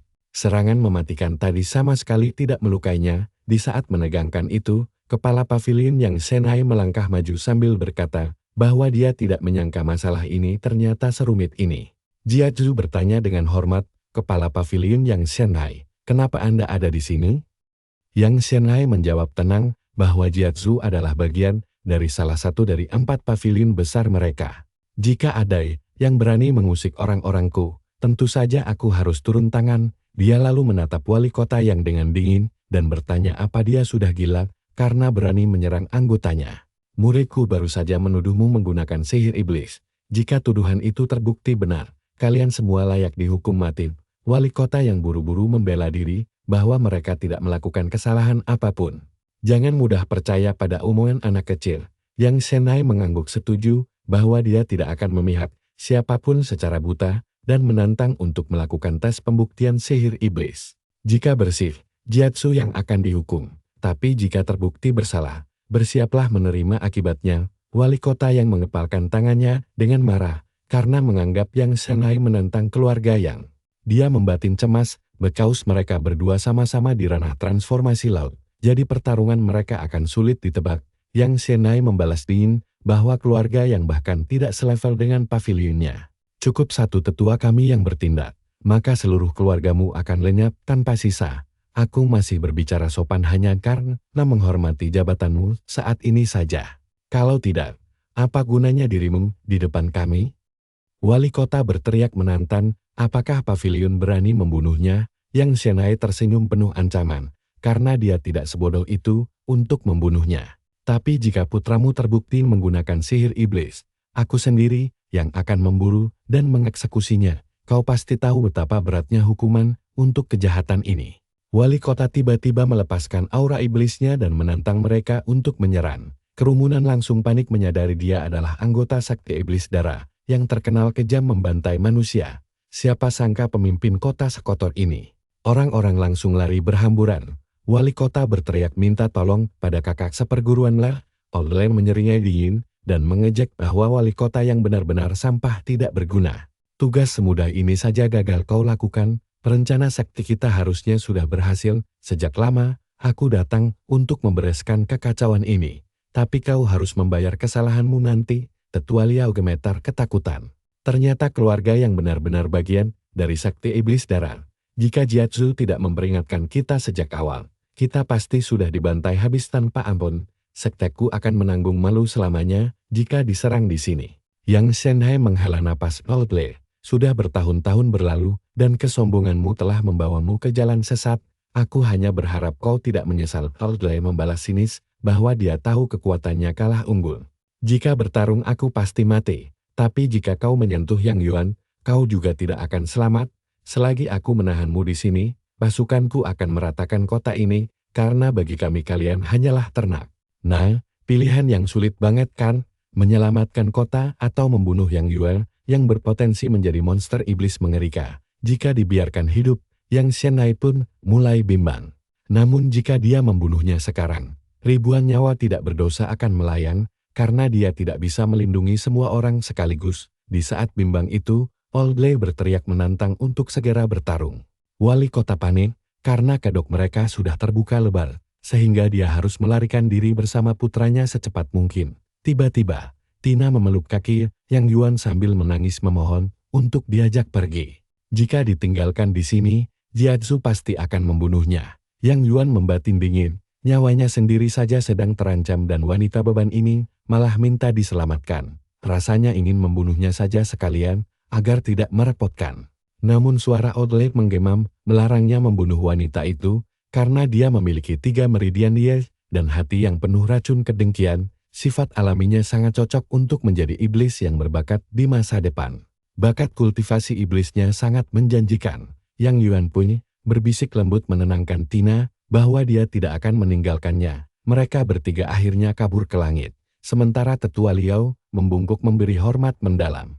Terima kasih telah menyelamatkan kami semua, senior. Jika Anda tidak datang tepat waktu kami pasti sudah mati. Yang Shenai menyahut agar menyampaikan pesan terima kasih pada pemimpin sekte Zhu atas bantuan besarnya. Tetua Liao membatin cemas, karena satu-satunya orang bernama Zhu di sekte mereka adalah sang pemimpin tertinggi. Jika dia lancang menyampaikan pesan itu, dia pasti dihukum. Saat itu juga, sebuah suara lantang mengejek pelarian Yang Shenai. Pemimpin puncak keempat, Zhu Yan, tiba-tiba muncul. Tetua Liao langsung memberi salam hormat. Zhu Yan berkata dingin bahwa akhirnya dia menemukan tempat persembunyian Yang Shenai selama bertahun-tahun ini. Sungguh tak disangka kau bersembunyi di kota sekecil ini. Tapi jangan harap bisa lari lagi, sejauh apapun kau kabur. Kau harus menjawab pertanyaanku dan melunasi semua utang masa lalu kita. Tetua Liao tertegun menyaksikan itu. Siapa sebenarnya Yang Shenai ini? Dia mengenal sekte iblis darah bahkan akrab dengan pemimpin puncak keempat. Jika dia sekuat itu, untuk apa tinggal di sini?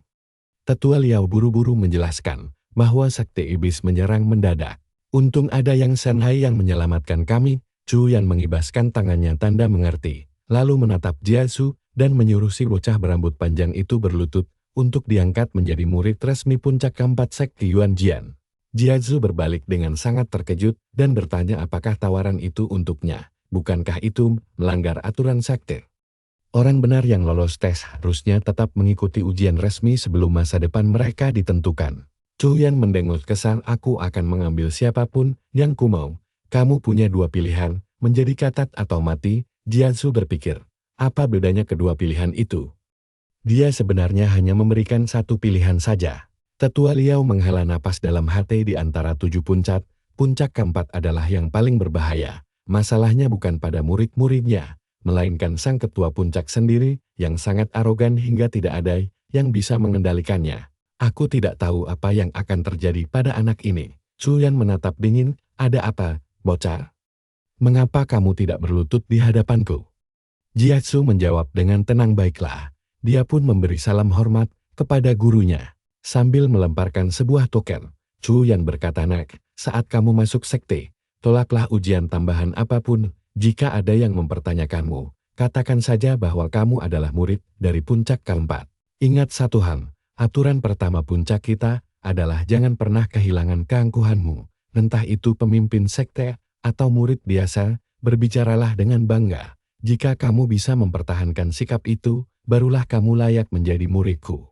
Kemudian, Jiazu pulang ke rumah. Ruo bertanya dengan lembut, tuan muda, bolehkah aku ikut denganmu? Jiazu menjawab, berdirilah dulu, mengapa kamu berlutut seperti ini? Ruo berkata dengan mata berkaca-kaca, setelah ayahku meninggal, hanya tuan muda yang kupunya. Bolehkah aku pergi ke sekte Yuan Jian bersamamu sebagai pelayan? Aku berjanji tidak akan membuat masalah dan akan bersikap baik.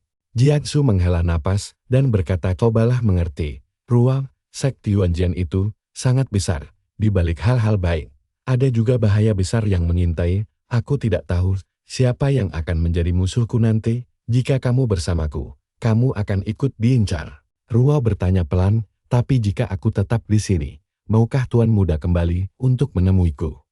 Jiazu mengangguk, aku berjanji, begitu posisiku mapan di sekte, aku pasti akan membawamu bersamaku. Sebelum itu, aku punya sesuatu untukmu. Dia menyerahkan setetes darah kepadanya. Tetesan darah ini berisi 10 hari hasil kultivasiku. Ini akan sangat meningkatkan potensi dirimu. Begitu Ruo menyerapnya, energi dahsyat melonjak di tubuhnya hingga dia pingsan. Jiazu terkejut, aku tidak menyangka garis keturunan Kaisar Chaos milikku sekuat ini. Hanya dengan setetes, dia langsung mendapatkan garis keturunan tingkat bumi.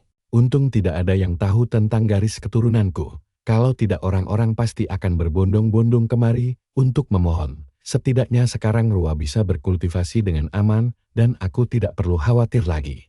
Segera setelah itu, Jiazu berangkat menuju sekte Yuan Jian. Di perjalanan, seorang wanita muda menghampirinya, tuan muda Jiazu. Namaku Fu Lingxi. Aku juga berasal dari kota Tianzhou. Jiazu mengamatinya dan berkata, Nona Fu, Sepertinya kamu adalah seorang kultivator ranah trukit, tingkatmu jauh lebih tinggi dariku. Dia tersenyum lembut, tolong jangan terlalu memuji.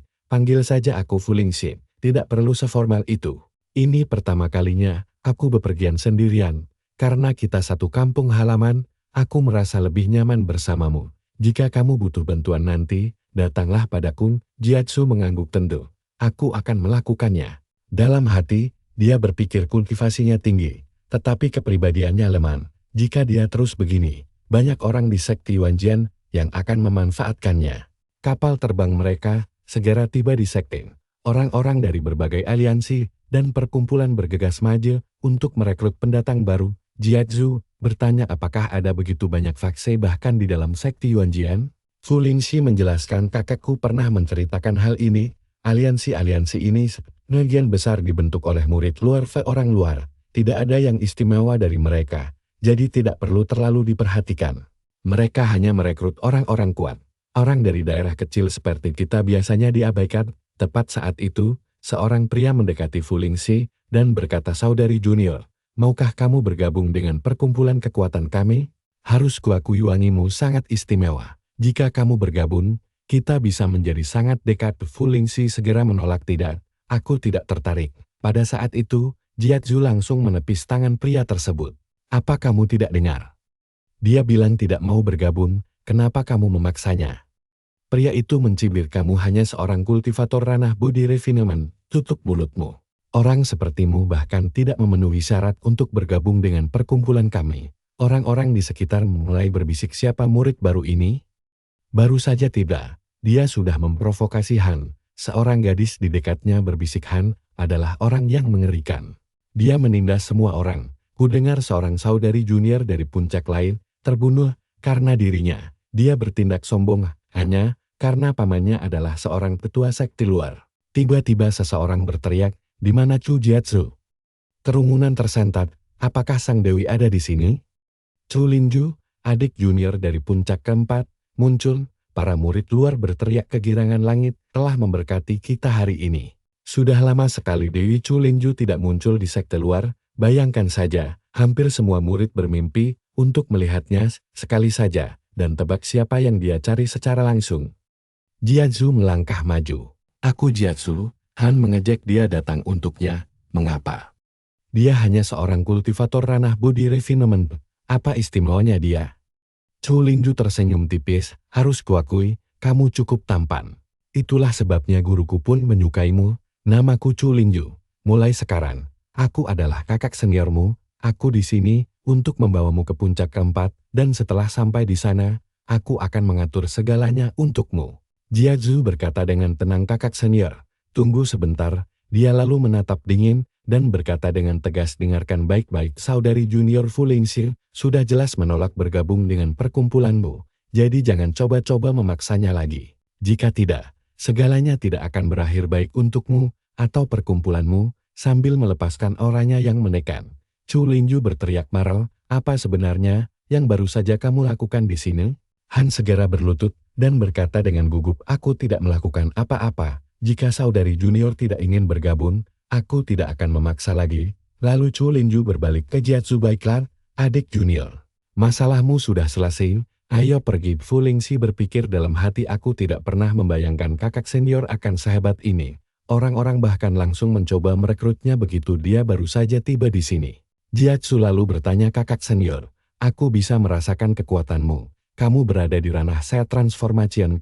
Chu Linju tersenyum dan menjawab, sebenarnya hanya kultivator di ranah set transformation yang layak dipilih menjadi murid langsung oleh guru kami. Jika seseorang di tingkat body refinement langsung diterima, itu berarti mereka luar biasa. Segera, mereka tiba di puncak keempat. Chu Linju berkata, mulai sekarang, ini akan menjadi rumahmu. Jiatsu melihat sekeliling dan bertanya dengan bingung, mengapa kamarku tampak seperti didekorasi untuk seorang gadis? Bukankah kalian tahu yang datang adalah adik laki-laki, bukan adik perempuan? Chu Linju tertawa dan menjawab, kenyataannya, selain dirimu, semua orang di puncak ini adalah wanita, jadi dekorasinya tentu menyesuaikan itu. Jiatsu membeku, tunggu, apakah aku satu-satunya laki-laki di sini? Chu Linju mengangguk, para kakak senior kita saat ini sedang dalam pengasingan. Kamu pasti akan mendapat kesempatan untuk bertemu mereka nanti. Dan jujur saja, bukankah kamu harusnya senang? Setiap wanita di sini sudah tahu siapa dirimu. Jiatsu kemudian bertanya dengan serius, di mana guru? Biasanya, harus ada upacara murid resmi. Tadi aku terpaksa menerima menjadi murid, Chu Linju menjawab saat ini. Guru sedang bertarung dengan para tetua lain untuk memperebutkan murid berbakat. Sekarang, mari kita lihat apa yang terjadi di aula utama sekte. Akhirnya, sekte Yuanjian kita mendapatkan garis keturunan tingkat surga. Tetua Liao menambahkan pemimpin sekte. Chu Jiatsu ini sangat istimewa dalam banyak hal. Dia telah membuka 7 dari 8 meridian luar biasa, namun dia masih berada di ranah body refinement.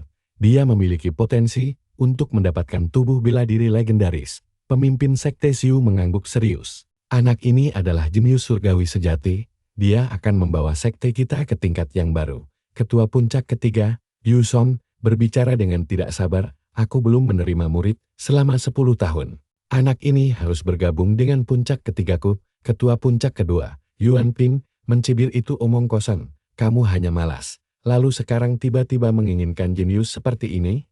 Ketua puncak kelima, Houlan, berkata tenang, kalian sudah memiliki murid-murid luar biasa. Mengapa menambah beban kalian sendiri? Biarkan kami yang menanggung tekanan ini. Ketua puncak ketujuh, Miao Yan, tersenyum manis, murid tampan pantas mendapatkan guru yang cantik. Kurasa tidak ada orang di sini yang lebih cocok daripada diriku. Kemudian sebuah suara memotong, semua orang sudah berbicara. Tapi bukankah aku juga harus bersuara? Puncak pertama juga sudah lama tidak memiliki murid. Mengapa aku tidak mengambil Jiatsu saja? Semua orang terdiam. Yuan Chen langsung membentak, saudara Su, kamu sangat tidak tahu malu. Kamu selalu mengaku kekurangan murid, padahal kamu sudah memiliki yang terbaik. Kau serakah sekali. Ketua sekte Su mengerutkan kening lalu berkata bahwa Yuan Chen sudah keterlaluan dan menyuruhnya menyerahkan bocah itu, tapi Yuan Chen malah meledak marah dan menyuruh ketua sekte diam karena dia tidak peduli lagi. Tenang dulu, Tetua Liao buru-buru melerai para master puncak. Dia membawa kabar mengejutkan bahwa murid yang mereka perebutkan itu sebenarnya sudah resmi menjadi murid dari puncak keempat. Semua orang langsung melongo kebingungan. Yuson bergumam keheranan tentang kapan hal itu terjadi, dan menyadari kenapa master puncak keempat diam saja, karena dia sudah bergerak duluan. Chu Yan hanya tersenyum tipis. Chu Yan menantang mereka bertarung, jika merasa kesal. Yuson pun membatin pasrah, sadar bahwa jika kekuatan yang berbicara, hanya ada 2 orang di sekte ini yang bisa mengalahkannya, yaitu ketua sekte dan master puncak ke-6. Tiba-tiba saja, langit mendadak gelap gulita dan cuaca di sekte langsung berubah drastis. Para tetua berlarian keluar, dan ketua sekte Zhu bergumam cemas melihat fenomena aneh ini. Kekacauan ini jelas berasal dari puncak keempat. Tiba-tiba mereka melihat seseorang terbang, yang ternyata adalah Cheng Su, sang master puncak ke-6. Mereka pun langsung berteriak menanyakan apa yang sebenarnya sedang terjadi di sana. Cheng Su menjawab dengan sangat tenang bahwa seseorang baru saja membangkitkan tubuh bela diri agung. Zhu Yan langsung tahu ini ulah Jiatsu, karena meridian luar biasa terakhirnya memang belum terbuka sebelumnya. Dia pasti berhasil membuka meridian terakhir itu, luar biasa.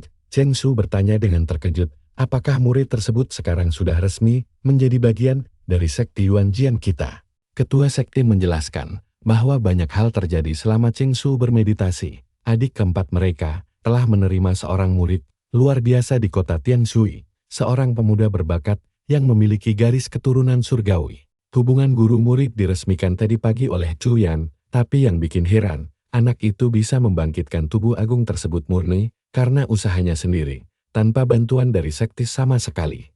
Chu Yan tersenyum menggoda lalu bertanya, bagaimana pendapat adik ke-6 tentang murid barunya ini? Dia juga langsung memperingatkan agar tidak ada yang berani merebut murid kesayangannya, karena dia sudah resmi menjadi miliknya. Upacara penerimaan di kota Tianshui bahkan sudah beres dilakukan. Cheng Su menghela napas panjang karena menyesal melewatkan kesempatan emas ini. Tiba-tiba, aura mengerikan meledak dari seluruh gunung. Pemimpin Zhu berkata serius bahwa sudah sangat lama tidak ada yang membangkitkan tubuh seperti ini. Itulah alasan kenapa langit dan bumi bereaksi sangat hebat seolah-olah ikut merayakannya. Tapi rahasia ini tidak boleh sampai bocor keluar sekte. Cheng Su setuju. Karena jika pihak luar sampai tahu sekte mereka punya murid semengerikan ini, mereka pasti akan mencoba melenyapkannya. Demi melindungi keselamatan Jatsu, mereka harus menyembunyikan kekuatan aslinya rapat-rapat. Pemimpin Ju langsung memerintahkan 4 tetua untuk mengikutinya menekan fenomena aneh ini. Sementara Juyan harus segera mengaktifkan susunan pelindung gunung. Mereka harus menghapus kesengsaraan surgawi agar rahasia mereka tetap aman. Juyan segera menyalakan susunan pelindung puncak, sementara para tetua lainnya langsung terbang ke langit untuk menghadapi badai petir surgawi itu. Sementara itu di kamarnya, Jatsu sedang fokus bermeditasi. Perhatikan baik-baik, energi dahsyat langsung meledak dari seluruh gunung.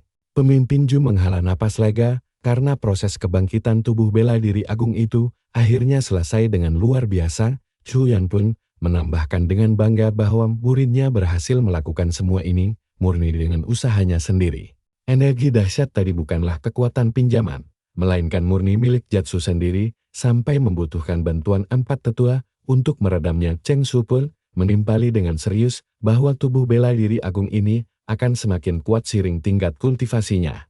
Saat ini Jatsu baru berada di tahap dasar saja, kekuatannya sudah segila ini. Bayangkan nanti kalau kultivasinya sudah setara dengan kita, mungkin kita sendiri pun tidak akan sanggup menahan satu pukulannya. Qian menyahut santai bahwa perjalanan itu masih sangat jauh karena Jatsu saat ini baru mencapai tingkat ke-9 pemurnian tubuh. Namun Cheng Su menggelengkan kepala, yakin bakat mengerikan itu akan membuatnya tumbuh sangat cepat. Bakat anak ini sangat luar biasa dan dia butuh perhatian khusus. Jika perkembangannya berjalan lancar, dia pasti akan menjadi pilar terkuat sekte Yuanjian kita yang akan melindungi tempat ini selamanya. Tapi adik keempat kita kan malas bekerja keras. Bagaimana kalau tugas ini diserahkan pada kami saja? Wajah Chu Yan langsung dingin mendengarnya, lalu memperingatkan adik keenam agar tidak bercanda seperti itu. Semua orang tahu puncak keempat cuma punya 4 murid. Jadi menambah 1 anak lagi jelas tidak akan membebaniku. Dengar ya, siapa saja yang berani mencuri muridku harus berhadapan langsung denganku terlebih dahulu. Seketika pemimpin Ju mengangkat tangannya dan menyuruh mereka semua bubar karena masalah sudah selesai. Adegan pun beralih keluar sekte Yuanjian, di mana ada 2 kultivator iblis yang sedang mengawasi dari dalam hutan. Salah satu dari mereka bertanya, apakah merasakan sesuatu yang aneh di dalam sekte Yuanjian tadi? Rekannya menjawab bahwa dia sempat merasakan gelombang energi bumi dan langit, walau lenyap dengan sangat cepat.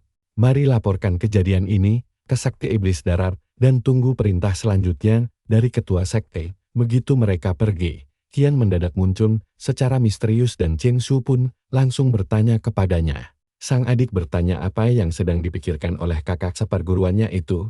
Qian menjawab tenang bahwa susunan pelindung puncak keempat bukanlah lelucon biasa. Jadi mata-mata itu tidak akan pernah bisa tahu apa yang terjadi. Cheng Su menghela napas, berharap Jatsu bisa tumbuh dengan aman, karena kekuatan besar pasti membawa bahaya yang tiada habisnya. 6 bulan kemudian, Jatsu berkata dengan penuh rasa percaya diri yang tinggi. Setelah 6 bulan bekerja keras setengah mati, hari ini dia akhirnya akan menerobos masuk ke ranah Ki Sejatin. Sebenarnya dia bisa menerobos lebih cepat, tapi waktu setengah tahun ini dihabiskan untuk memulihkan tubuhnya. Sebelumnya tubuhnya sempat rusak karena menerobos terlalu terburu-buru. Tapi sekarang tubuh bela diri agungnya sudah sempurna. Tapi coba lihat ini, ledakan energi dahsyat tiba-tiba meledak hebat membuat Jatsu kaget setengah mati. Dia tidak menyangka bahwa luapan energinya akan menghasilkan ledakan sedahsyat itu, hingga membuat tanah berlubang sangat besar. Dia tahu menerobos ranah Ki Sejati akan memicu ledakan, tapi tidak menyangka skalanya bakal mengerikan begini. Dan tian miliknya sekarang menjadi jauh lebih luas dan kuat dari sebelumnya, yang mana menjadi berkah sekaligus kutukan baginya. Mulai sekarang, setiap kali ingin menerobos ranah baru, dia akan membutuhkan sumber daya ratusan kali lipat. Tapi keuntungannya sangat jelas, ketika kekuatannya bertambah, dia akan menjadi ratusan kali lebih kuat dari orang biasa. Jatsu kemudian melihat pakaiannya yang robek lalu menghela napas pasrah, karena bajunya hancur lagi. Meskipun hancur, tidak masalah. Toh dia juga sudah memakai baju yang sama sejak awal cerita ini dimulai. Sudah saatnya sang penulis memberinya kostum baru. Adegan pun beralih ke aula misi sekte Yuanjian.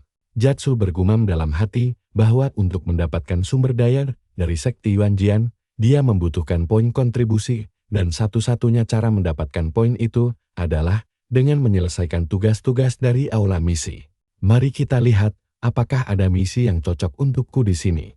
Tiba-tiba saja, seseorang muncul secara misterius tepat di belakangnya hingga membuat Jatsu kaget dan bertanya-tanya kapan gadis ini mulai mengikutinya. Dia bahkan bisa berdiri tepat di belakangku tanpa kusadari sama sekali. Lingxi tersenyum lebar lalu mengucapkan selamat atas keberhasilan kakak seperguruannya menembus ranah Ki sejati, sambil memuji penampilannya yang sangat tampan. Pada saat itulah, terdengar suara lantang di dalam aula yang meremehkan Jatsu. Heran apa hebatnya anak itu sampai butuh waktu 6 bulan penuh hanya untuk mencapai ranah Ki sejati padahal dia murid langsung master puncak keempat.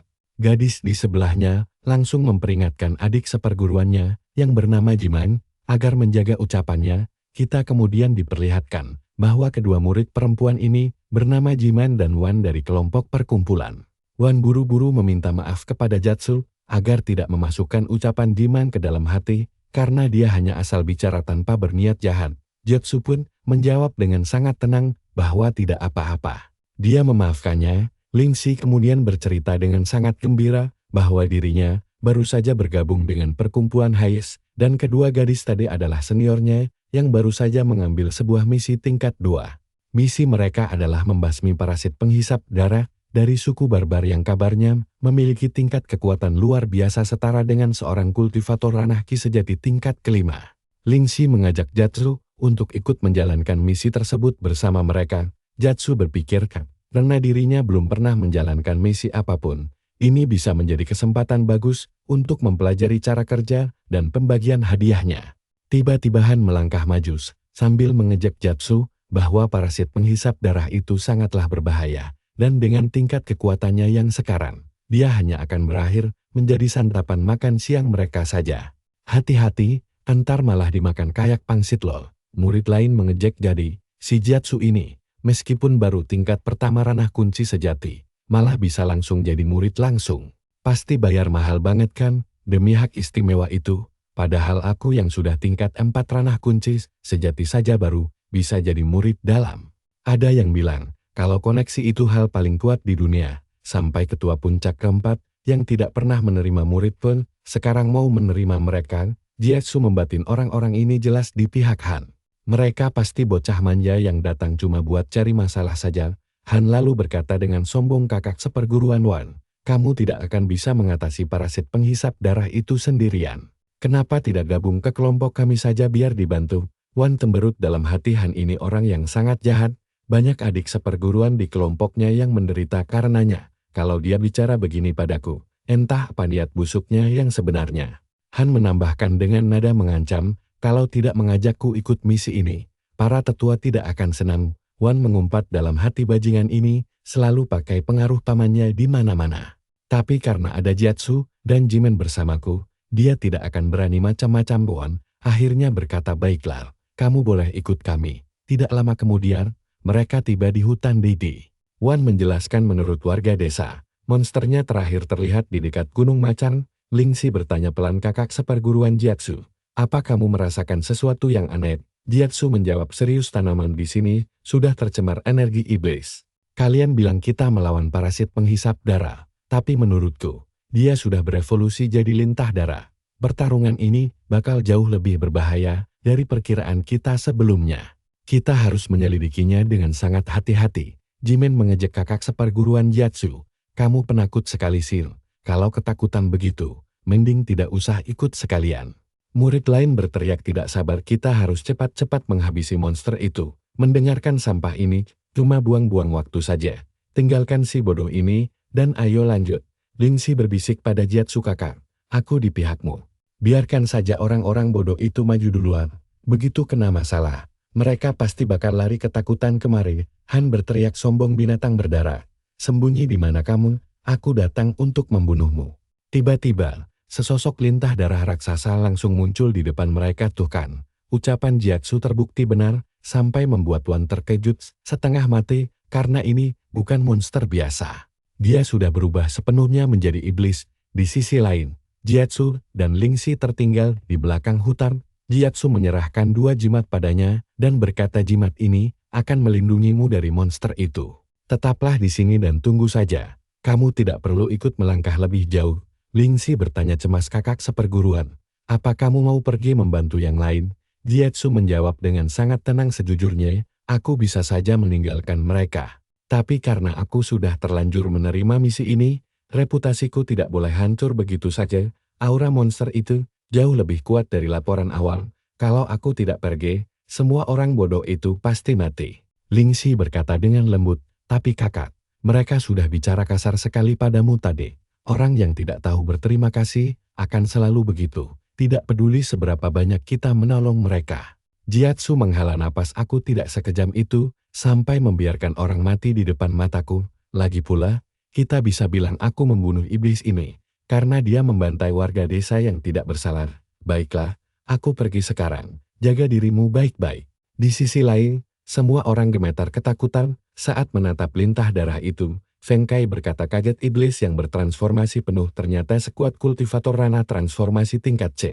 Han berkata gugup, kalau saja aku tahu dari awal iblis ini sekuat ini, aku tidak akan sudi kemari. Jimen menyesal setengah mati. Jiatsu ternyata benar sekali, harusnya kita mendengarkannya tadi. Gara-gara kalian para orang bodoh, aku jadi mengabaikan peringatannya. Wan berkata serius, tidak ada gunanya berdebat sekarang. Ayo bertarung bersama. Mungkin kita masih bisa menghentikan iblis ini. Si iblis tertawa dingin, kalian pikir bisa menghentikanku? Lihat sekeliling, kekuatanku sudah mengubah segalanya. Kalian terjebak di formasiku, dan aku tertawa melihat perjuangan konyol kalian. Han langsung panik, tamatlah sudah. Melarikan diri dari formasi iblis sekuat ini adalah hal yang mustahil.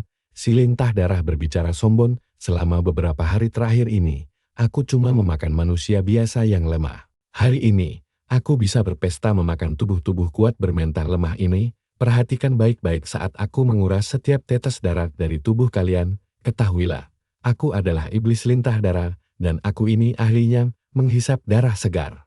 Selesai bicara, dia langsung menyerang Huang hingga tewas seketika. Feng Kai histeris, adik seperguruan Mateo. Wan maju membalas, tapi serangannya tidak mempan sama sekali. Tepat saat Wan akan dihabisi, Jiatsu mendadak datang menebas iblis itu dari belakang. Si lintah darah meraung murka, beraninya menyerangku diam-diam sampai konsentrasiku buyar. Aku berjanji, kamu akan mati dengan cara yang paling menyakitkan. Jiatsu menjawab dengan tenang, kamu berhasil menghindari sebagian besar seranganku tepat waktu.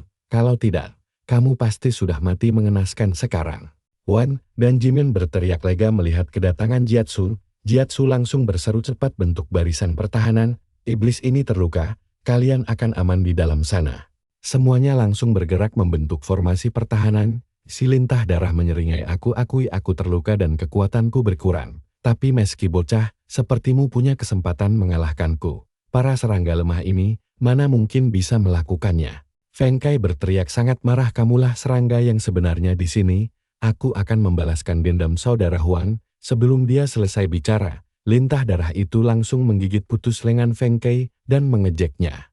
Bermodal kekuatan sekecil itu, berani-beraninya kamu maju melawanku.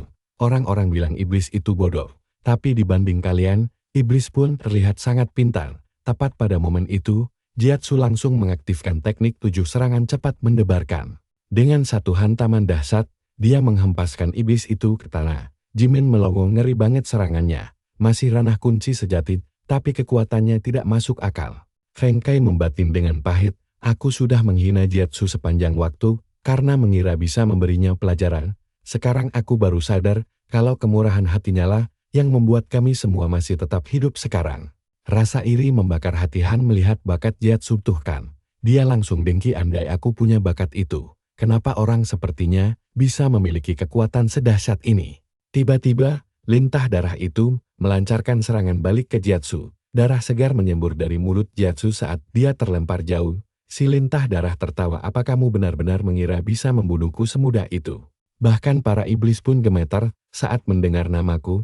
Aku adalah Orochimaru yang tersohor, dan mengalahkanku adalah kemustahilan bagimu. Sekarang saksikan kekuatan sejatiku. Dia meluncurkan serangan mengerikan yang memicu ledakan dahsyat di seluruh medan perang. Jimin tersentak, aku bahkan tidak sanggup melihat ini lagi. Orochimaru mendadak terpaku tidak percaya, bagaimana mungkin hal ini bisa terjadi, itu tadi adalah serangan terkuatku. Sebuah penghalang kokoh terbentuk di sekitar tubuh Jiatsu. Dia berdiri tanpa terluka sedikit pun, bahkan tidak ada goresan tipis di tubuhnya. Jiatsu tersenyum dingin. Orochimaru yang hebat. Cuma segini kemampuanmu, kamu jauh lebih lemah dari dugaanku. Orochimaru meraung, seranganku jelas-jelas melukaimu, bahkan dantianmu saja sudah hancur. Bagaimana bisa kamu pulih secepat ini? Jiatsu menjawab dengan sangat tenang, kalau kamu itu Orochimaru, maka aku adalah Naruto. Saat Naruto memiliki Kurama, dia bisa menyembuhkan dirinya sendiri, dan selama aku memiliki menara kekacauan, aku juga bisa beregenerasi dengan cepat. Sekarang perhatikan baik-baik saat aku menghabisi Orochimaru dengan jurus rasengan versi Jiatsu ini. Dengan begitu,